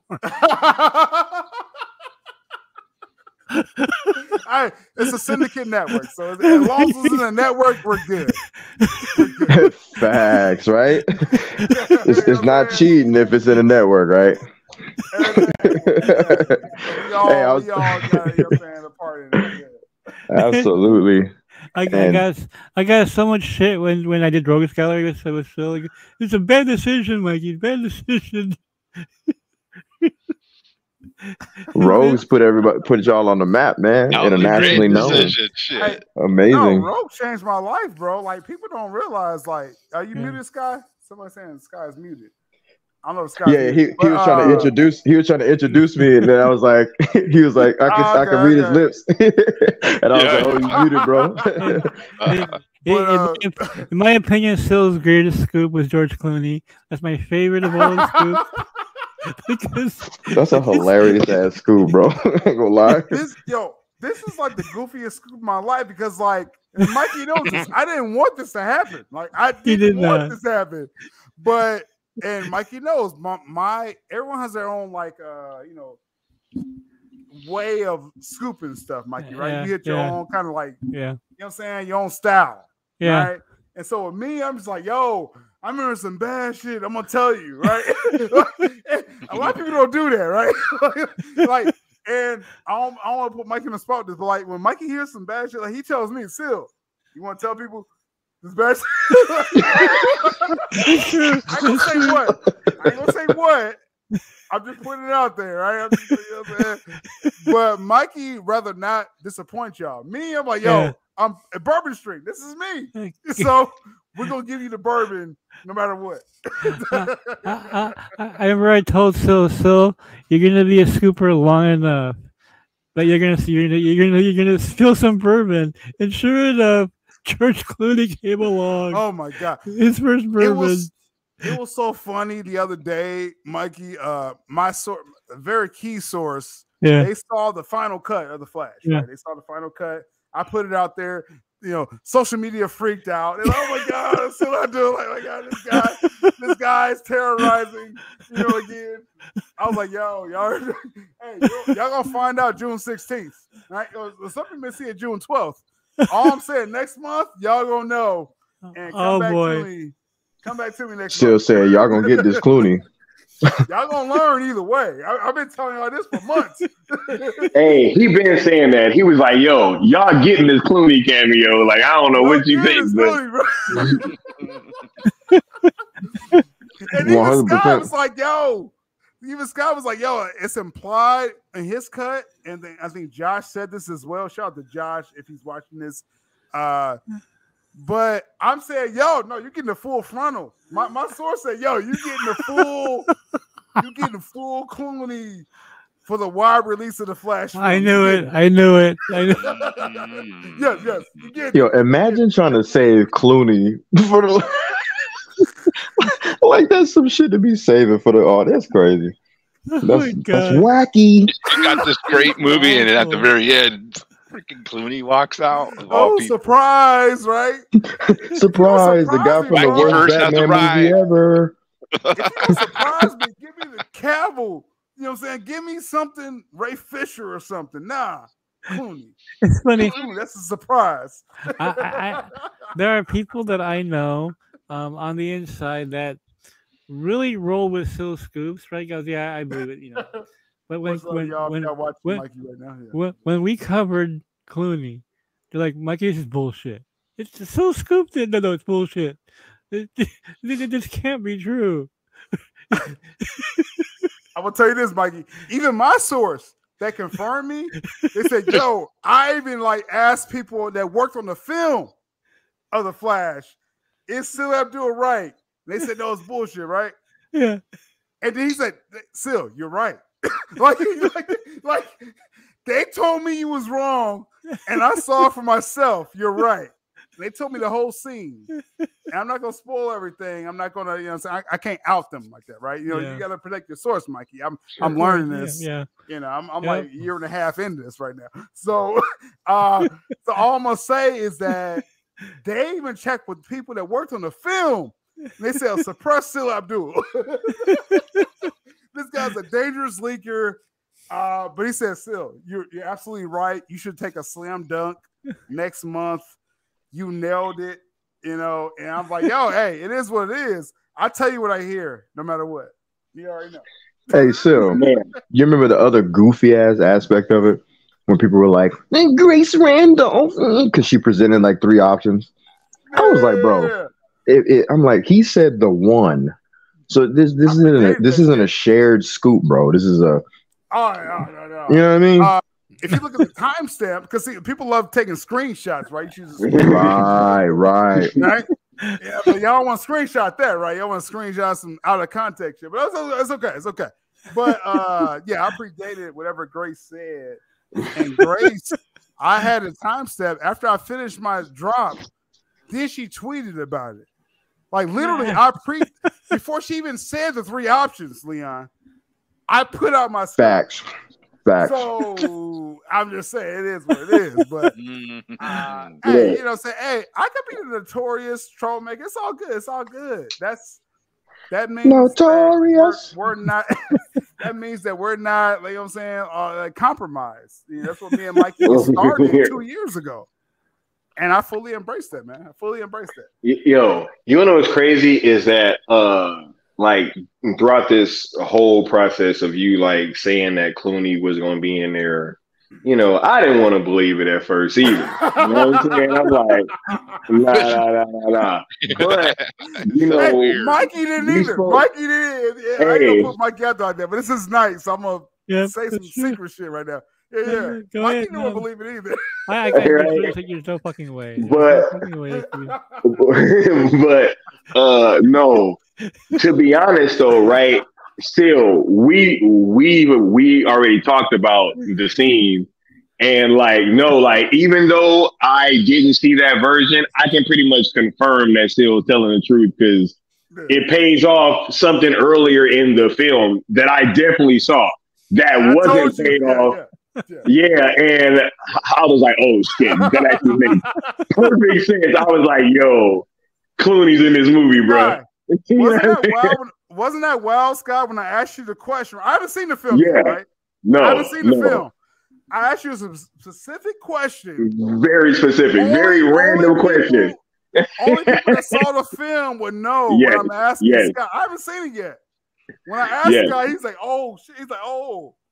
Yeah, he's like, yeah. I'm like, yeah, hey, I haven't seen it, bro. I haven't seen it. I'm just telling you what I hear. No, he literally came to me with a question that you would have had to have seen the movie to know that shit. 100%. I was like, oh shit! Like, it's a very nuanced moment that's paid off with. I mean, we'll put out this. This is Scott's channel, so because I know on my channel, I was like, I can't spoil too much. It's a Clooney moment, right?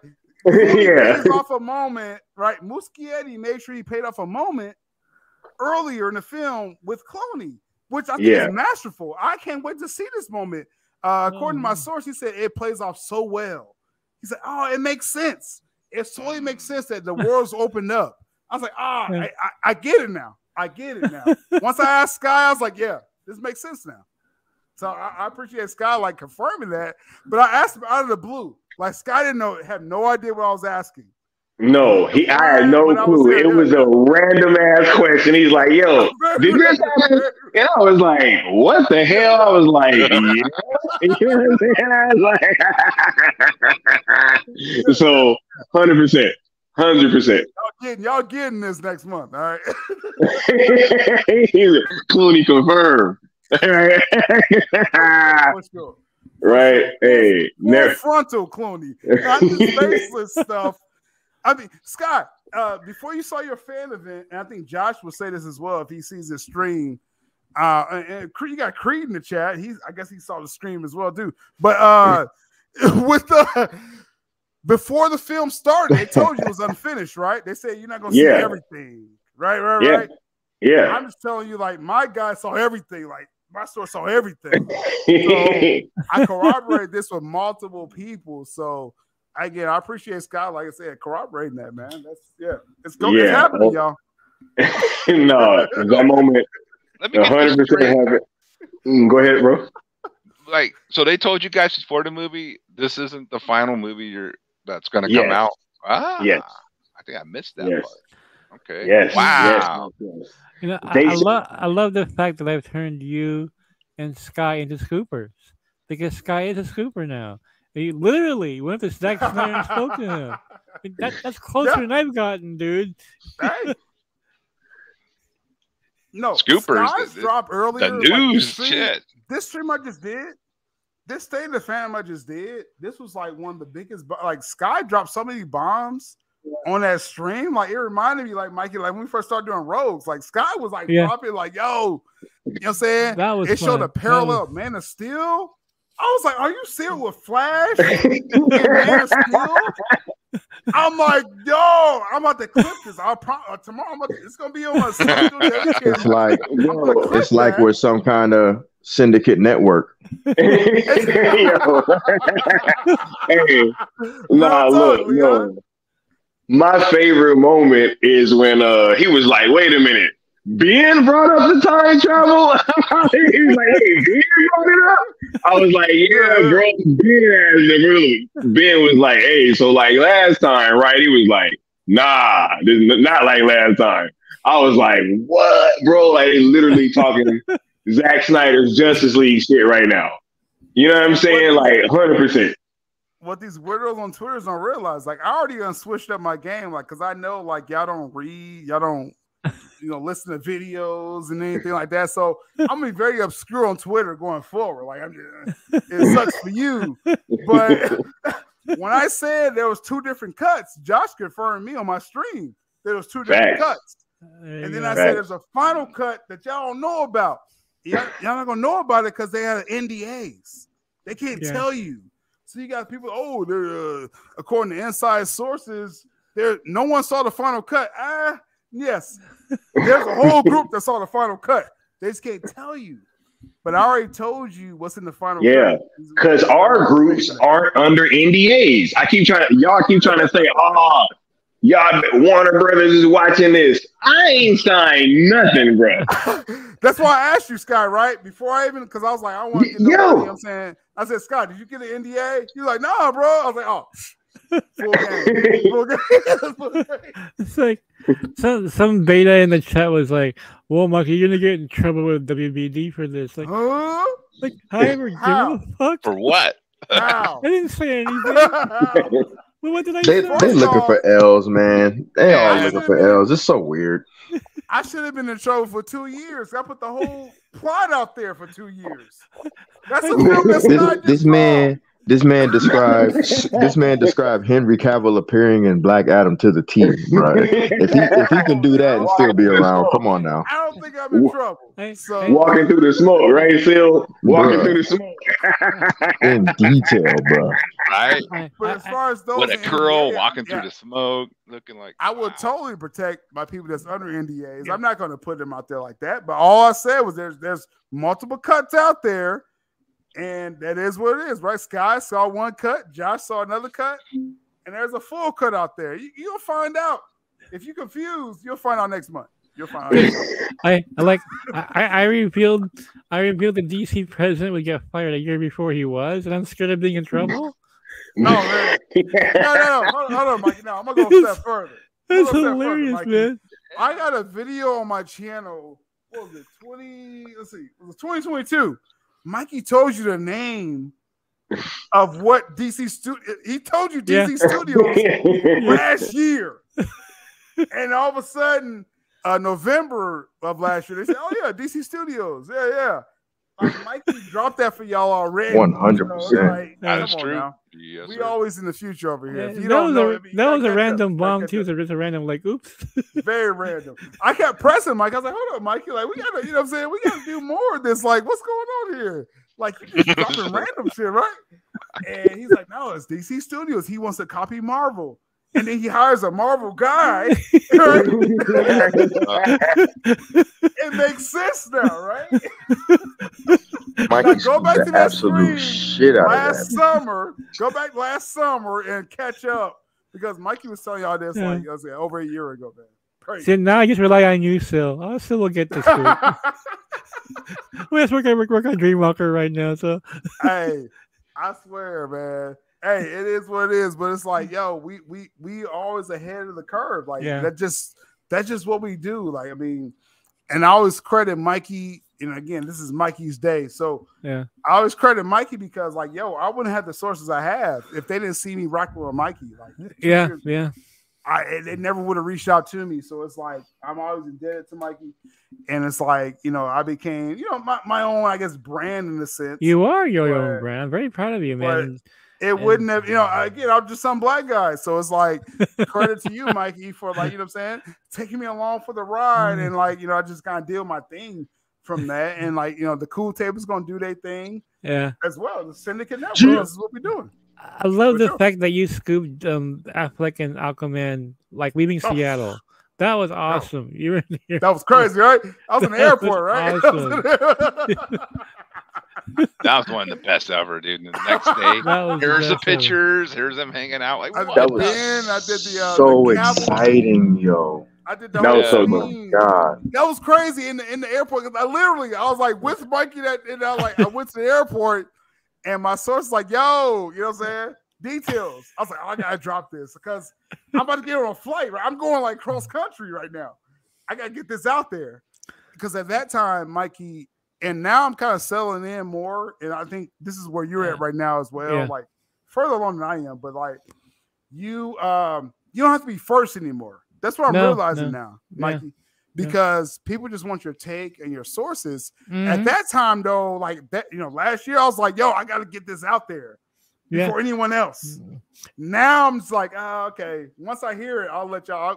Confirmation specialist, you know. Well, it's funny because when you dropped that scoop, I was so tired from the Comic-Con. That was the day after the Comic-Con. I was so exhausted. I'm like, and I really thought about it. So should I cover this now? Should I wait? You know, like literally at 2:00 in the morning. Fuck it, I'll cover it now. Right? Not expecting anything. Right? It's like I cover it. Pops up like 6 a.m. The article pops up.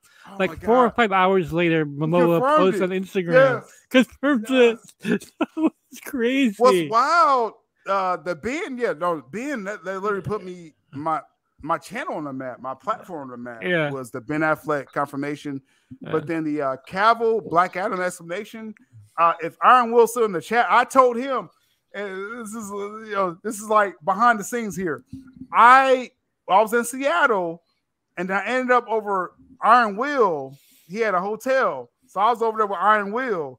I got the scoop that morning. I said, Iron Will, I got a bomb. I got a bomb, bro. I'm about to drop this at the airport. So he was the first one to know. Awesome. Iron was the first one to know about the detailed Cavill scene in Black Adam.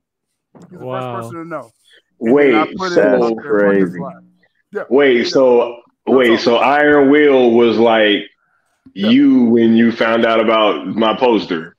Hey, real talk, And Scott knows my reactions like live, like, yo, you know what I'm saying?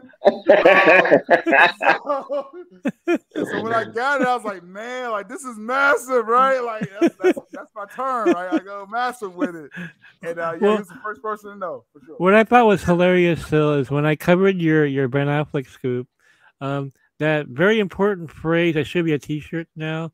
Some beta said 100% false. Remember that? 100% false. No, about that beta saying 100% false. like in Aquaman Scoop. Oh yeah, I got the screenshot. Yeah. It's like again, shirt like that. That made me like a legend when like him and a certain scooper co-signed it. Yeah. For life, I can hold that over their head if I want to. I could choose to. People don't realize I'm playing the cool right now. I'm playing the cool. And the way June 16th, I'm coming for everybody.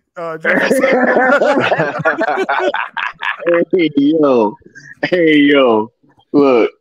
I feel it, Sil. Will in the chat. Yeah, Will know. I got that text that morning. I said, Will, I got a bomb. Will know. That's just like when we was at that meetup, we was telling everybody like, yo, man, we got a bomb, bro. And they was all like, what is it? Right? Hey. South Cali. Oh, yeah. Right. The veteran and his brother Isaac. Yeah, shout out to everybody at the Nation. Facts. South look. We are gonna go around the panel, give everybody a last thought. Shout out to Cheryl. Right, because look. I'm mad about Cheryl, bro. Hey, I missed out on Cheryl. Hey, you know I still be talking to her, right? I swear, man. Hey, you know what I'm saying? Sometimes they want dark skin, sometimes they want light skin. You never know. Yo. You never know. It be like that too sometimes, you know. It's all love, though. I accept it. it all. I feel you. I'll tell y'all said what up, you know what I'm saying? Right. Hey, we still didn't tell y'all. We still didn't tell the stories in California. It's coming. Oh my god! Yeah. That got to be a whole stream. We're gonna do a Cali stream. Yeah, right. Because we still got to talk about Thursday still, because Thursday was crazy, right? You know what I'm saying? We didn't even get back. We didn't even get back. Hey, look. It started with a boom, bro. Y'all understand? Like, soon as Phil landed, I was like, "Yo, we about to go to this spot real quick. About to get you hooked up." It was lit, like literally, bro. I was getting hooked up. Sky was getting hooked up. Yo, Sky, that poor guy that y'all told me about, bro. The L was him sitting there, bro. That's crazy. That's crazy. Bro. No, it was, bro. Yeah. We were talking about before that, bro. Like, you know what I'm saying? Right. Bro, that was like in the same moment, Scott. That was in the same. It was like someone was catching the L while you was like winning. Oh yeah. You know that was definitely. Yeah. It's coming. We'll do a membership stream on that. We're gonna get back to Cali. Right, I think some untold story times here with you guys. Yeah. It's some story times, Mikey. It's some story times. No, it's some real story times, bro. Look, let's go around the horn. I'm gonna give everybody the last fucking chance to speak with Mikey and everything before we kind of close this down. I want to start with the homie Leon, because you came in here.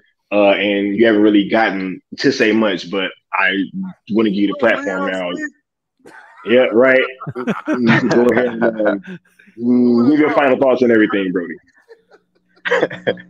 I just wanted to say happy birthday to Mikey first and foremost. You know what I mean? Like, hey, thanks, buddy. You, for sure. You, the creator of the Mikey verse, Dreamwalker. You are one of the biggest pillars among the pillars in the Syndicate Network. Thank you, man. Thank you so much. Absolutely.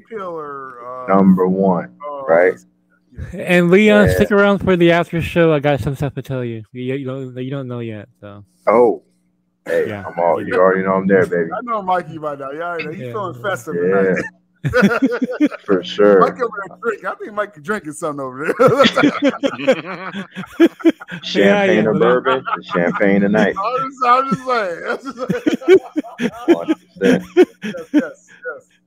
But yeah, like, just being a part of all this is pretty amazing. It continues to be amazing.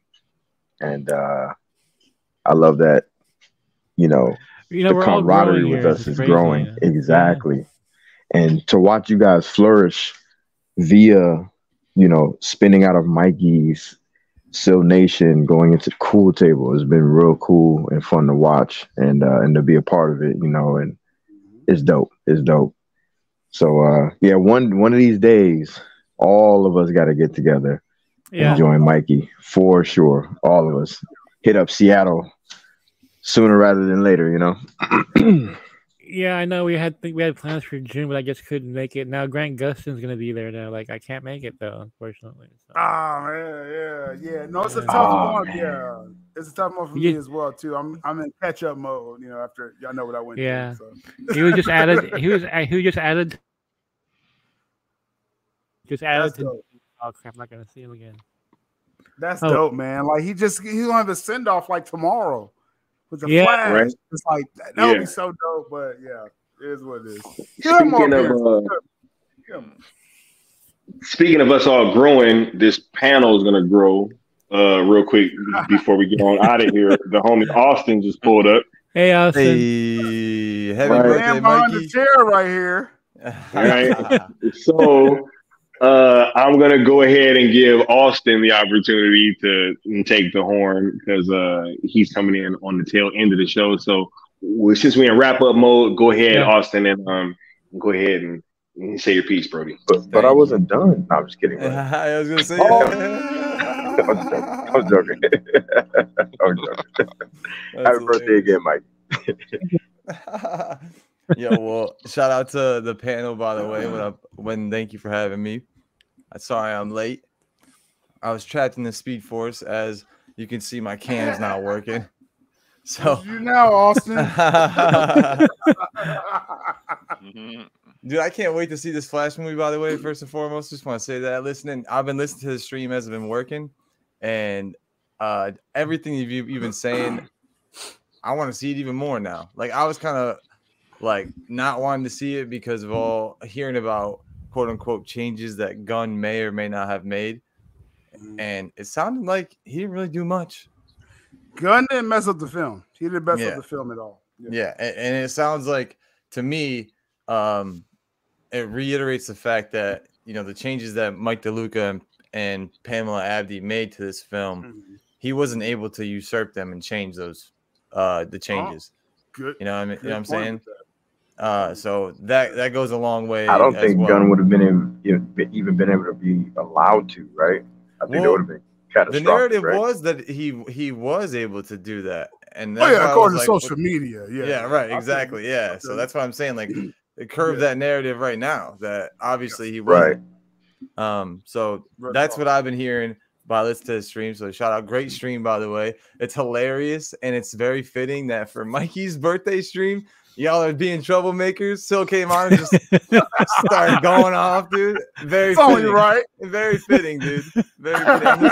I was listening to this cheesing so hard. Y'all like, this is perfect. This is perfect for Mikey's birthday. It is totally. Shout out to Ruckus, exactly. So shout out to Sky for hosting, obviously, and having all of us here. I just want to point this out. This is the Syndicate Network right here, y'all. Yeah, it is. We all here, bro. Here.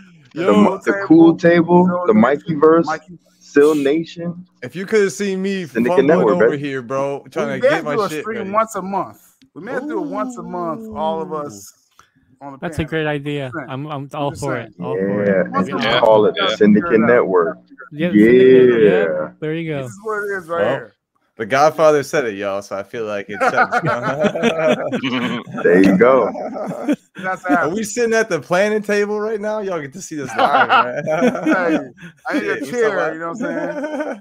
I need a table, awesome. 6 chairs. No room for more. Probably not room for more. Oh, man. More. But room Austin, for more. Austin said no room for more. I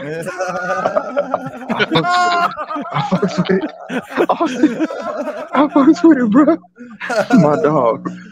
Hey, we got Noel Leon Flores in the chat. Yo, what's going on, Noel? Much love, no new friends, bro. Hey, shout out to Noel. Noel's got the honorary chair though. Noel. Oh, Noel got a biggest chair. troublemaker. If you think me and Mikey are troublemakers, Noel is 10 times worse than all of us. But a world-renowned artist. My God, man's very talented. Yo, the stuff he be saying in chat sometimes it's like, oh, I didn't know you played like that, Noel. Okay. He stole Zod's line. Like, no,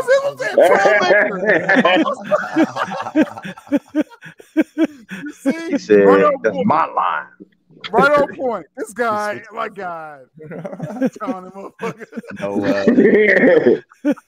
But yo, happy birthday, Mikey. Just want to say that. These are the type of vibes you bring, the kind of community that you help foster too. You know, as much as Sil was the godfather of it all, he definitely helped spark us along the way, bro. We wouldn't be here without Mikey being a part of the fam. It wouldn't happen. Nah, for sure. Thank you so much. I'm just happy to be a part of it, man. It's definitely an honor, to say the least, to be a part of the family and help contribute. That's the main thing. Like, is the biggest honor for me is to be able to contribute to everybody and make stuff look good and make cool shit with you guys. That's the biggest honor and pleasure of mine. So thank you. Hey, Can't say that. You too, Austin. Yeah, good Austin's it's like a cue for James Bond, man. He like gives you all these gadgets and everything. The scenes, I'm like, Austin, I need like this gadget. You know what I'm saying? I need some graphics, and like Austin hits it up, man. Usually get a DM like, all right, it's on your email. Like, all right. Hey. So Sky hit me today. He was like, all right, I need this for thumbnail. I'm like, yeah, I'm already working on it. I got you, homie. I'm saying visually, bro, like, hey, Austin is that dude, and like as much love to the entire contributions of the cool table. Like Necron, like he's like calling AFSP every day, and I feel at this point, you know what I'm saying? Like, all the contributions are like it really like fits overall. Real talk. Yeah, absolutely, man. So I think I could speak for Necron, Leon, and Sky, and you still even like having you be a part of this, Mikey, is a huge honor for all of us. So thank you for being here. Thanks for being on Sky's stream for your birthday. That's awesome too. And when you hit me for this, I came back. My ears were ringing. I was just at a concert, and you're like, "Yo, can you do this thumb?" I was like, I just want to go to sleep, dude. I'll be honest. I started working on it though. I started working on it before I went to sleep. I started working on it. So for these homies, I stay up, and I texted them earlier, and I was like, yo, I hope you guys are having like a good day. It's been a couple of days since maybe we chatted, or even Sil. Like, I don't hit up Sil every day, but like I'm always like, yo, I hope you guys are having a good day. I hope everything's going smooth. And, like, you guys keep me motivated. I see Sil posting a freaking video every damn day. I'm like, damn, dude, how does he have the time? I don't even know. I don't even know how I don't even know how I have the time. Yeah, exactly. right. All the stories. My guy said we're so busy, bro. We're so busy. By the time I get around to a link that someone sent me or Mikey sent me, he's already got like 3 other stories. I'm like, God, I missed all these. Like, geez. So yeah, you guys keep me motivated for sure. So thank you guys for being huge mentors, and obviously happy birthday again, man. Awesome. Thank you. Absolutely, dude. Absolutely. Right, for sure. Thanks, Austin, for coming through at this last juncture and giving the people your thoughts. You know what I'm saying? And in case you guys didn't know, part 2 of the cartoons and cereal watch along will be this Saturday, bro. Right? We gonna, That was so awesome. Like when I got to catch up, I was like, yo, I want to engage, right? I was like, shit, like, you know what I'm saying? I wish I was there with y'all. That was such a wonderful idea, bro. Yeah. Oh my God. So much fun. Engagement event. Because like Twitter's shout out to Necron for inspiring it. Yeah. Yeah, that's right. Yeah. In the chat, right? Necron's like, yo. You know what I'm saying? First off, Austin was like, yo, JL, you know what I'm saying? Animated is on Netflix, right? And then Necron was like, "Oh, this could be a good engagement event." Yeah. Cool table, like this, you see how they like, all together and congregate and figure this out. That was so wonderful, man. That was one of the best ideas I heard, really, in years. Right. And that got right to Netflix. It inspired people. Now I'm gonna say this now. I didn't say this like on my channel even yet. We're gonna start doing like reviews of the JL animated. Let's go! Wow, let's go! We're gonna start doing like little excerpts of it, but you're gonna see it on my channel like here and there. It may be a trailer, it may be in the middle of a stream, but it's like it inspired a lot of people. Scott, That's dope. All y'all, Necron, Austin, all of y'all. It inspired a lot of people. It's like, yo, this is how we can win. To engage with Netflix and DC. And so wonderful idea, man. I just want to say that again. Like that was wonderful. Man, yeah. And shouts out to these gentlemen because Necron said something like super similar in the chat, and then I kind of sat on it all day, and I was like, put it out there, right? Yo, he said something, and oh yeah, he was like, yeah, we should just do like a watch along or something, and I was like, hold up. I was like, yo, we gotta ship this whole thing, right? And then he totally sparked that whole thing. But I brought that up to say this. Part 2 is gonna be this weekend. We're gonna be finishing up season 1. And when we start season 2, it's gonna be on Austin's channel. Oh shit! Right? Yes. When we do part 1 of season 2, that's gonna be on Austin's channel. You know what I'm saying? So, I'm buying a whole new box of Lucky Charms, dog. Let's go. You know what I'm saying? So yes. Part 2 gonna be on my channel this weekend. And then part 1 and part 2 of season 2 will be on Austin's channel. Yes. Thanks. That's so sick. It's only fair because Flash is so prominent on the animated series. So like Austin, yes, get a turn on this, dude. Literally, I was trying to shut up as much as I could during the stream because of all the quick little one-liners that you miss if you're not paying attention. And there was one point during the stream last weekend where Sky and Leon literally like bust out laughing. They're like, "Yo, he just said, what did he just say? Like, yo, he just said, Wally, you crazy for saying that." That's what I'm about to say, Austin. You love that's Wally West. Yes. First off. Yes. So shout out to Michael Rosenbaum. First off, for kills it. Wally West kills it. This is probably the greatest like animated series ever. To be quite honest. I'm still rewatching everything right now, though. Yeah, dude. They featured the Flash so perfectly as part of the Justice League. Like he is a great character and not just like a utility to cross over into different universes. Like he's a character. I love how he's always like don't do that. Going to 100 every time. Right. Wally West is always on 100. That's so good. He is, dude. Yeah, he is. He loves that Hawk girl. I love Hawk girl too. Wally West. I get it. He's always crushing on her and Wonder Woman. Like, dude, what's funny is in the comics, he's a horn dog too in the comics. So like when I saw that translated animation, I started laughing. I was like, that's hilarious. They actually made him a horn dog. That's how he is, bro. The one episode, he's got one episode. He sits down at lunch with both of them. He's like, "Oh, did I invite both of you? Well, that's fine. We can all get along. Like, don't go." but yeah, dude, it's very fitting. And I only say the universe thing because the timeline thing because the Flash series on CW, like by season 4, they were just doing it too many times. Like, oh, Barry messed up the timeline again. It's like, oh, come on, guys. Like, he is so much more than just that, you know? Hey, man, Austin, I'm sorry, Scott. Real quick. Austin, season 3 Flash, when they did the Flashpoint, I think that was the most Wally West we got, that first episode. With the how confident he was. Yes, dude. You see, I knew Austin would get that. I was like, yo, that was his best like Wally West ever. But that was like an alternate timeline. That was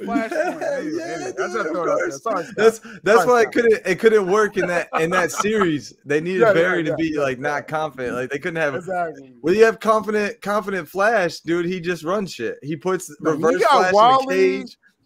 When you have Wally confident, that means Barry's supposed to be dead, right? Yeah. Like Barry should not be there when Wally's like on 100. Yeah. And that's what it was in Flashpoint, season 3, episode 1. Yeah. That was Scott, it's your shit. Go ahead. Yeah, sorry, bro. Hold on. We all Gucci. We all Gucci.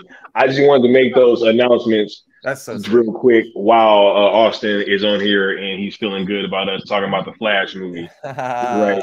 I can't wait. I can't wait. Austin's been like all year right here. Right?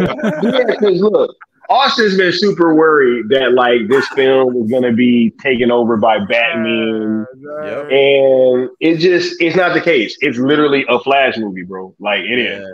Yeah, dude. Your reviews of it, it solidified the fact that yes, I'm going to see it. I was going to see it anyways, just because it looks sick in the trailers. Sky can attest to it. It's a Flash story. Like me and Mike have been saying this, but I mean, this is off insiders. Yeah, Sky saw the film, it's a Flash story. Bro. And I wanted to echo your everyone's sentiment as the resident Flash fan. Flash is a funny fucking guy. He's a comedic guy.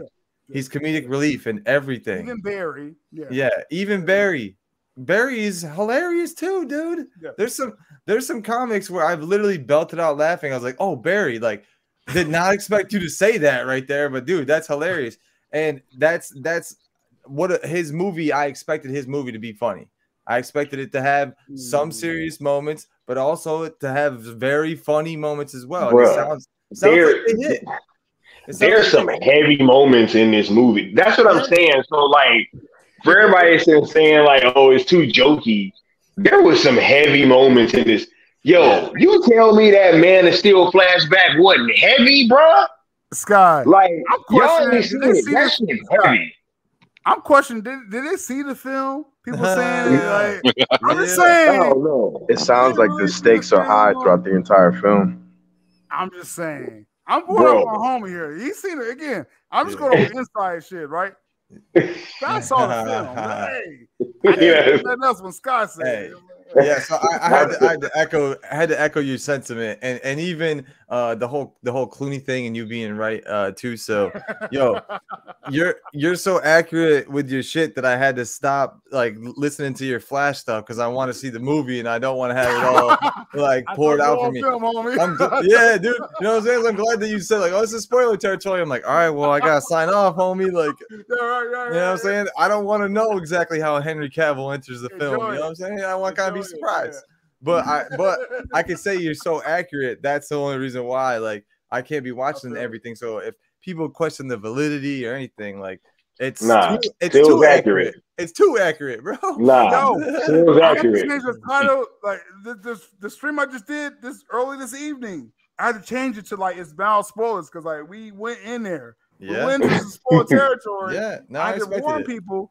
Because, again, I'm a DC fan first. Like, again, I've been a DC fan since Batman 89. That's when I started reading comics, right? When that film came out. So it's like, I respect the sanctity of DC. So I get where people don't want to be spoiled. So I got to warn people, right? That is what it is. And so I'm glad you got the heads up on that also. I tried to say that live. And Replay Crew knows now. But the reason a DC event, the reason why you went spoiler territory though is just because of the layout of what the conversation is right now on social media about this movie, and just like how untrue, false, I guess it is the narrative that's out there that's just a weird one of getting us to try and boycott this film that has Zack Snyder's character in it, pays so much homage to his timeline, and even like Sky explained, and we should make a short of that and put it out of the whole timelines and how they intersect and how it's not parallel and how the other one's untouched. Man. Like Sky broke it down. Will they explain exactly that the fact that the Snyderverse is actually there for the taking for anyone who wants to fucking use it? Actually, that's what the case is. Like that's what it actually is happening here. Like they're leaving it up on the platter for an open IP. So there's no reason. It doesn't erase anything.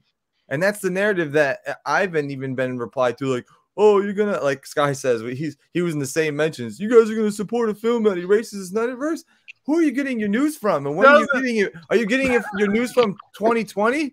Because it's 2023, bro. People are actually seeing the movie now who aren't under NDAs and aren't a part of the WBD payroll that may not want this film to do good. So fans don't continue to ask for this storyline and these characters so they can reboot DC.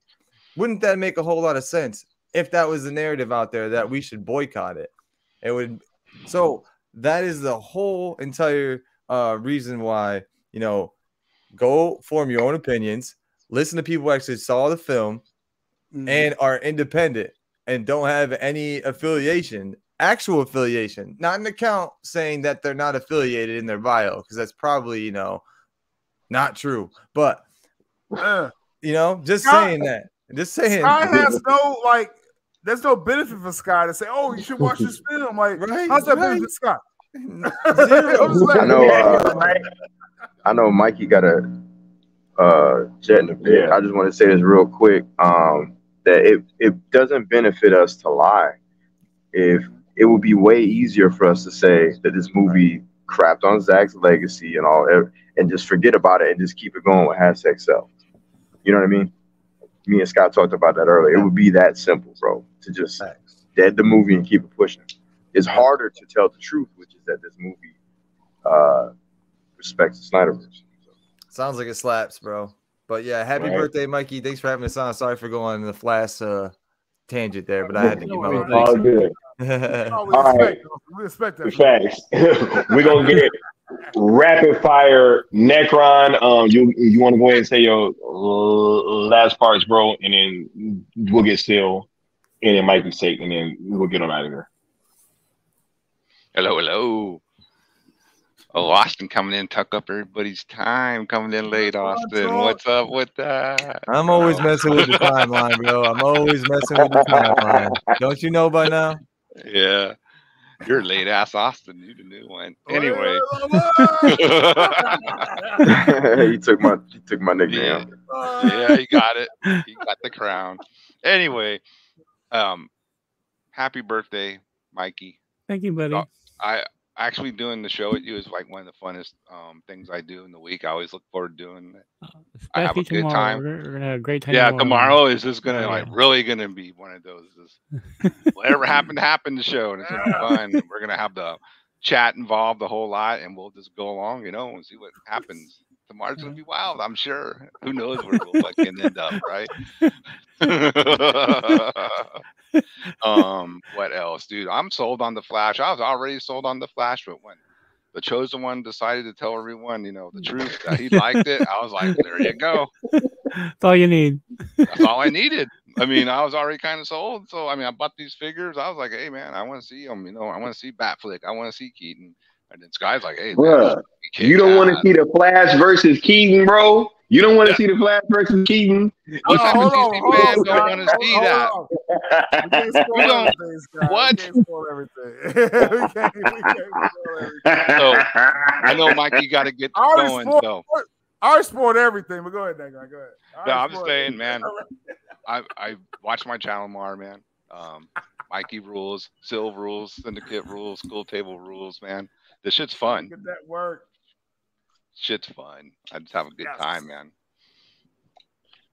The Syndicate Network, much love, for sure. Sil, you already know the last words, Brody, to the homie. Hey, like I said, man, this is Mikey's night. As I said, earlier, I wouldn't have had the context I have now if I didn't meet Mikey. Thank you. You know what I'm saying, a couple of years ago, right? So it's like I'm forever indebted to that, and I'm kind of making my own path, but it's like I will always be, what I'm saying, indebted to that. And whatever we do in the future, it's like, I mean, Rogues is just Rogues is like canon, right, Mikey? Right? Rogues is canon. Like, Rogues is canon. Yeah, you know what I'm saying? That's just what it is, right? And it's like I'll probably be forever tied to that because like that's what started all of this. And so and before the cool table, before everything. So I'm also dead to you, bro. You know what I'm saying? Same here, bro. Same here. Shout out to that awesome picture Noel put. That artwork he put of you on Facebook. That was the best picture of me ever, and I rolled That was so awesome. I was like, that should be like your I know you love Supergirl. Melissa, like, I know. We probably got Melissa Malone. Yeah, she's very beautiful. She's very wonderful. But you know what I'm saying? We probably gotta update the avatar there, right? You know what I'm saying? But and Mikey's the avatar has been updated. Right? The avatar has been updated for real. Only I can tell Mikey. Well, you know, okay. Here's the deal with my avatar, which has remained this way since 2019. I already know when I'm going to change this. Is the day that I meet Kate in person for the first time. So I'm waiting for that time. Okay. That totally makes sense. That totally makes sense. Only Kate could replace Melissa. So exactly. Kate is like the ultimate, of the Mikey verse. So that would just right the internet. I mean, our first picture. Oh my goodness, man! And once they see her in live action, like it's like game over. Game over. You know what I mean? You know what I'm saying? Like, so it's just been such a wonderful ride, and like, me finding my place in all this, like it's been like a wonderful ride, man. Yeah. So, hey, just another year of doing it. So we're gonna keep doing it. Another year from there. Like I said, Rogues. That's a minute in history. Scoop Center's coming back real soon. Oh my God. So, you know what I'm saying? We're gonna do it, man. Like we started something, we triggered so many people. So I said, let's keep doing it, right? Let's just keep going with this path, right? So thank you, Mikey, again for just kind of finding my channel. And again, that put me in a spot where I could be noticed by other people. So I always appreciate you. And we're gonna keep this going, bro. You already know you. Oh, hell yeah. You're my bro for life. So you know what I'm saying? Same here, man. You know what I'm saying? We're gonna next time when I come out to Seattle, you know what I'm saying, we're gonna really party it up next time. Last time we just kind of did like a little, it was chill. It was humid too. Kind of chill. Yeah, we're gonna go in next time, man. So appreciate you, my guy, and let's keep it going. Hey, you're my vampire for life, so appreciate it. Hey, I can't wait to see more of Silver too. For sure. Look, before we let Mikey speak, because I'm gonna give him the last word, I want to go ahead and say my piece real quick. First of all, Mikey, thank you for letting me host your birthday stream. This is super dope. Great, man. Great show tonight. And I appreciate you. Man, my journey here, like throughout YouTube, is, it's been a long and windy one, even in this short, like, year and a half that I've been on here.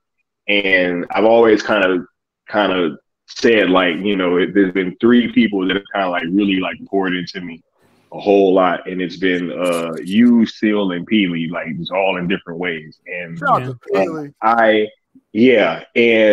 I would not be doing these things that I'm doing now. The Cell movement would not be where we are at right now if it was not for your help and your guidance in certain aspects. And I will forever be indebted to you for that. And they ain't even talking about just everything that you've done, like keeping us engaged with this Zack Snyder stuff throughout the Restore campaign, you and Sil, right? And that's damn sure not getting into everything with Dreamwalker, because then that's a whole other fucking conversation. And like you really helped change my life, bro. Thank you. A multitude of like ways. And I really got love for you from the bottom of my heart.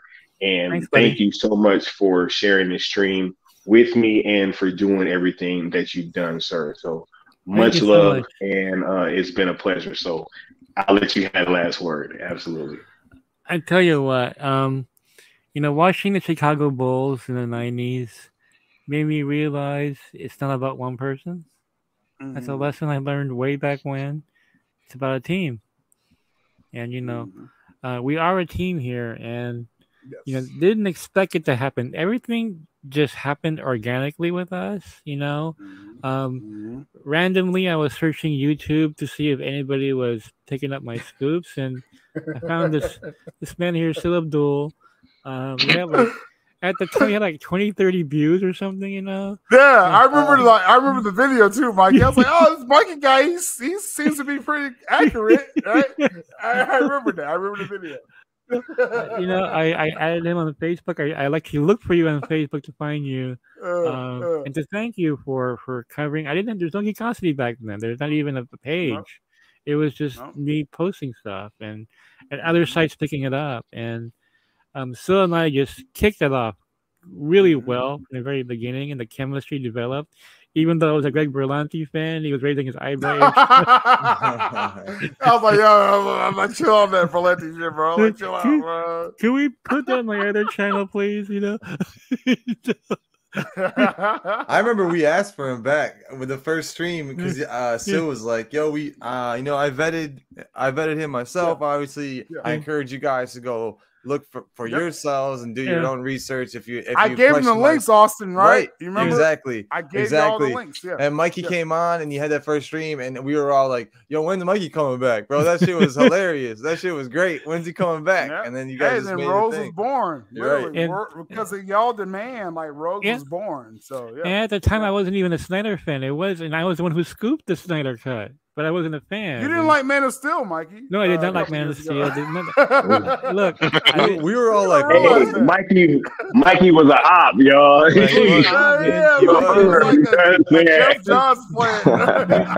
I'd be sitting here listening to Sil rave about Dawn of Justice, and I'm like cringing, like, okay, like, don't say Martha, Mikey, don't say Martha. Mikey, you was like, yo, he gave me props, so don't like BVS theatrical cut.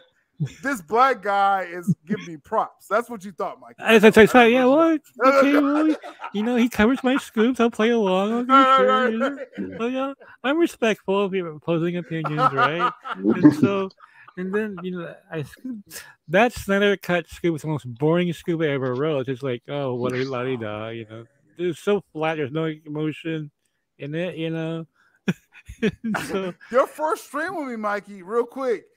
You dropped the first review of the Snyder Cut ever. Yeah, yes, right. It was on my channel. Yeah, it was on your channel. Right, and you didn't care at all. You were just this is what I'm hearing about the Snyder Cut. And we like, this shit, bro.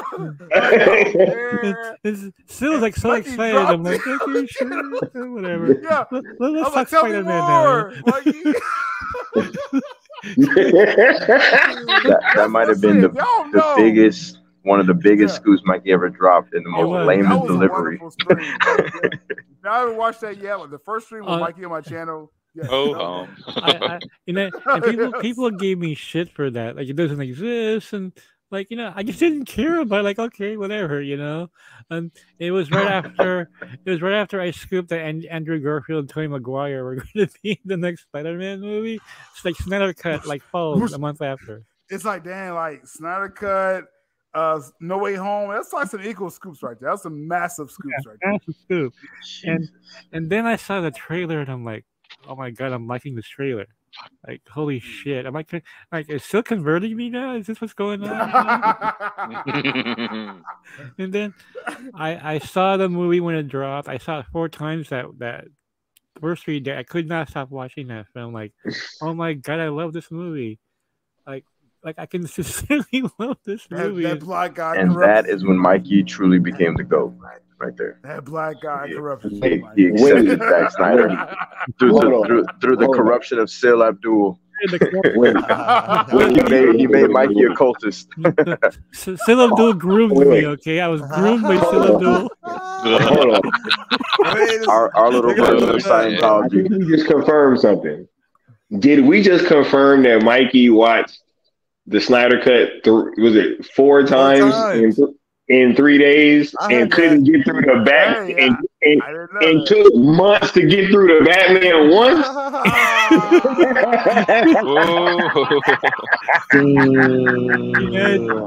It took 5 months to see the Batman. I could not sit through it. Hey, y'all ain't shit because y'all that is hilarious. Bro. You knew we couldn't get through a birthday Mikey stream without dissing the Batman. The Batman stay catching L's, bro. Love me, bro. What an L movie that was. I literally watched 11 seasons of The Big Bang Theory. Seriously, before I finished the Batman. That's how bad it was. Bro, some movies got replayability, and some movies don't even have playability. Exactly. I would never finish the Batman again. Facts, Austin. Now, part 2, we'll see. We'll see what happens. But so I saw Man of Steel like a week later after my fourth viewing of Snyder Cut. And I'm like, I get it now. I get why.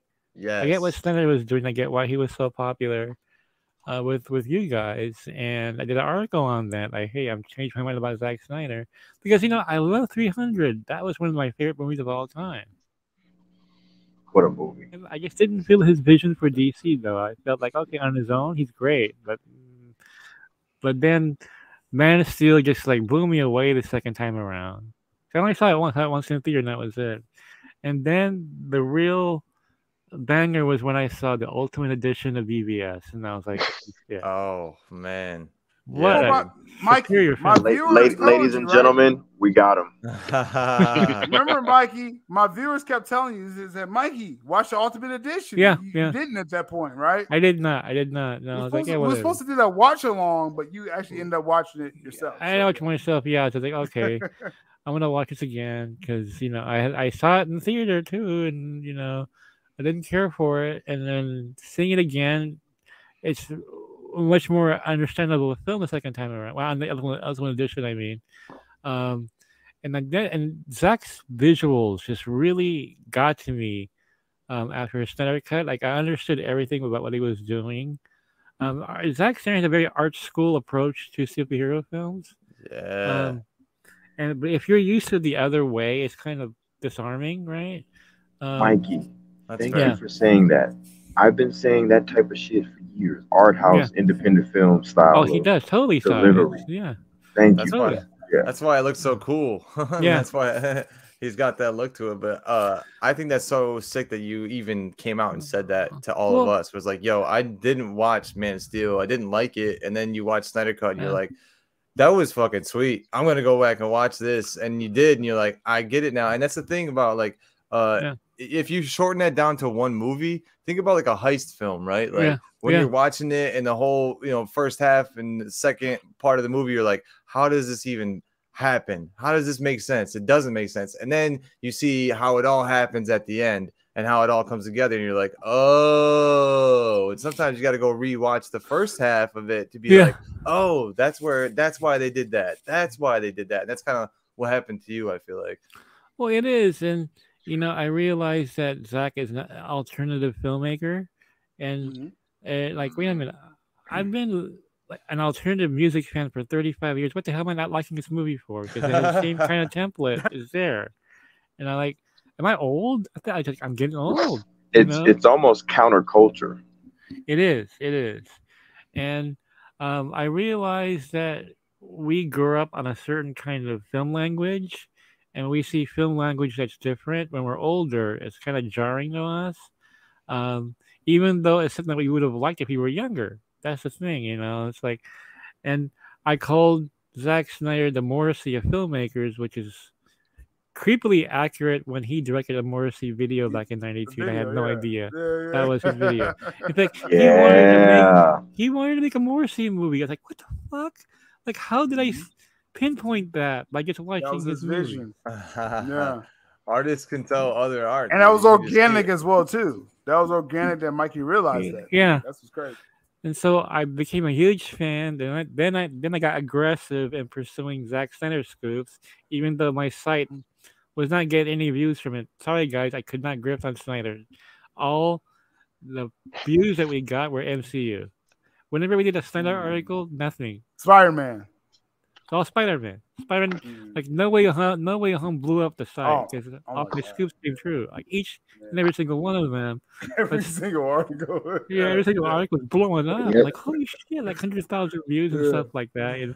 But Snyder, like, Then I would post the Snyder scoop on Vikasi on the fan Facebook page. I get these angry emoticons, right? Like, what are you doing? Great about Snyder, just give us the MCU, And I was a lone wolf out there, man. And I felt like Phil and I were alone in the world or something because all these Snyder bashers were really guys.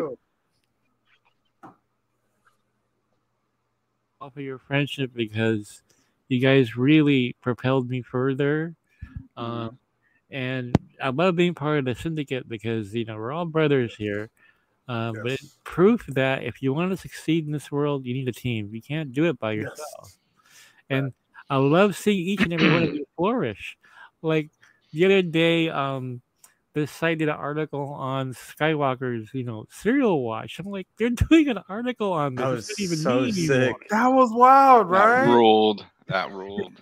Like, how awesome is that? And we put ripples out there, bro. The Syndicate Network is putting ripples in the geek world, right? Like, it was first Mikey, and it was me and Mikey. Now it's the whole Syndicate Network, bro. Wonderful. Well, I was telling Sky, I said, dude, we're no longer covering the news. We're making news happen. And seeing Sky in the news, seeing Sil in the news, back with the Jason Momoa, Ben Affleck thing. I mean, and George Clooney will be all over the place. George Clooney in a couple of weeks. We're making content, Mikey. Like we are the content. We are the content. We took control of the Matrix, dude. And I'm sure the betas are getting angrier and angrier because it's not just me anymore. It's me and a couple of black guys causing trouble here. Like, all right. What unfollow shit I'm doing? Then, on Twitter, bro. What makes it worse? I've got a comic book. It's not a real place. I mean, I've got a comic book with you guys in it, which makes it worse. And I have a TV show coming up with you guys. If you're mad now, what Mikey's saying, if you're mad right now, you're gonna be really mad. Yeah. Stay tuned. Stay tuned. Stay tuned. Wait till they cast Silver. Wait till they cast Silver, right? And this guy's on Entertainment Tonight, like, yeah, I'm based on a YouTuber actually named Sil Abdul. All hell's gonna break loose, man. I'm really mad about that. Boom. Yo, fellas, if we thought Full Circle was transformative, what's gonna happen when we walk off of a Dreamwalker set? Yeah, exactly. I'm just saying, bro. Because Mikey already know we're going to the Philippines. Yeah, we are. This, we have to. Starts. I'm leaving with a wife too. I'm gonna get my. You would. Well, Leon. No, Leon, you have a concubine. This motherfucker. Dude's gonna come home with a harem, right? So aggressive. Yo. I love it though. Bro. Light skin powers activate. Oh, yeah, right.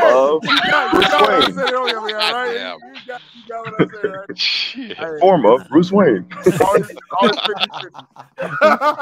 It's like, here we are right now, my birthday, and who knows where we are next year? Next year, dude, Dreamwalker would be finished filming already by this time. Man, we about to be in San Diego Comic-Con 2024. I already see Thank you. Thank you. Yo, Booth. Man, come on now. And so I have I'm in the middle of a book publishing deal. I'm not sure if Scylla even had a chance to tell you that, but I'm writing novels based on Dreamwalker, and I'm gonna do a Skywalker novel with Sky, obviously, and Necron's gonna be in the book as well. So I have this idea, and I started off the show with this. Before I go, I want to give you guys even a cliffhanger. I was actually gonna ask you to drop that bomb too, because I didn't forget, Mikey. You know what I'm saying? The streets need that. And the after show, I want to tell you about another project. But so I'm gonna have Sky cosplay as Sky in Skiiwalker the novel, and I'm gonna have a little section in the book where it's just photos. So I want to do a multimedia thing with my novel, make it different than other books out there. And so Sky, I'll work this out with you. I want to get a photographer to shoot you in LA, like a really good photographer, and I'll set it up. Yeah, I'll finance that part of it, and so, and have you as Sky in on the cover and in the middle of the book, a little photo section in there. So that's so sick. What are the plans I have? Skiiwalker as Sky. Hey, just Sky is Sky. Just stay tuned. Just stay tuned, yo. Oh my god. And speaking of flourishing, I had a plan for Zod's channel, Zod Writer, about Voltage 5 Legacy, and I was expecting. I did some mass promotion on Facebook for it. I thought, okay, 5,000 views maybe. It's now over 25,000 views. So just love to see you guys flourish, man. I'm all about supporting all of you, and on high tide raises all ships, guys. So exactly. Facts. Yeah, absolutely. I'm gonna blow some minds in the after party now. Happy birthday, Mikey. Yo, happy birthday, homie. Happy birthday. Yo, I want to say thank you to everybody in the chat that came through. Thank you to the entire panel for sharing the panel with us tonight. This was super dope. We about to get on back here and get to this backstage conversation. So we say thank y'all for coming through, and we'll get at y'all next time. Peace. Peace. Woohoo!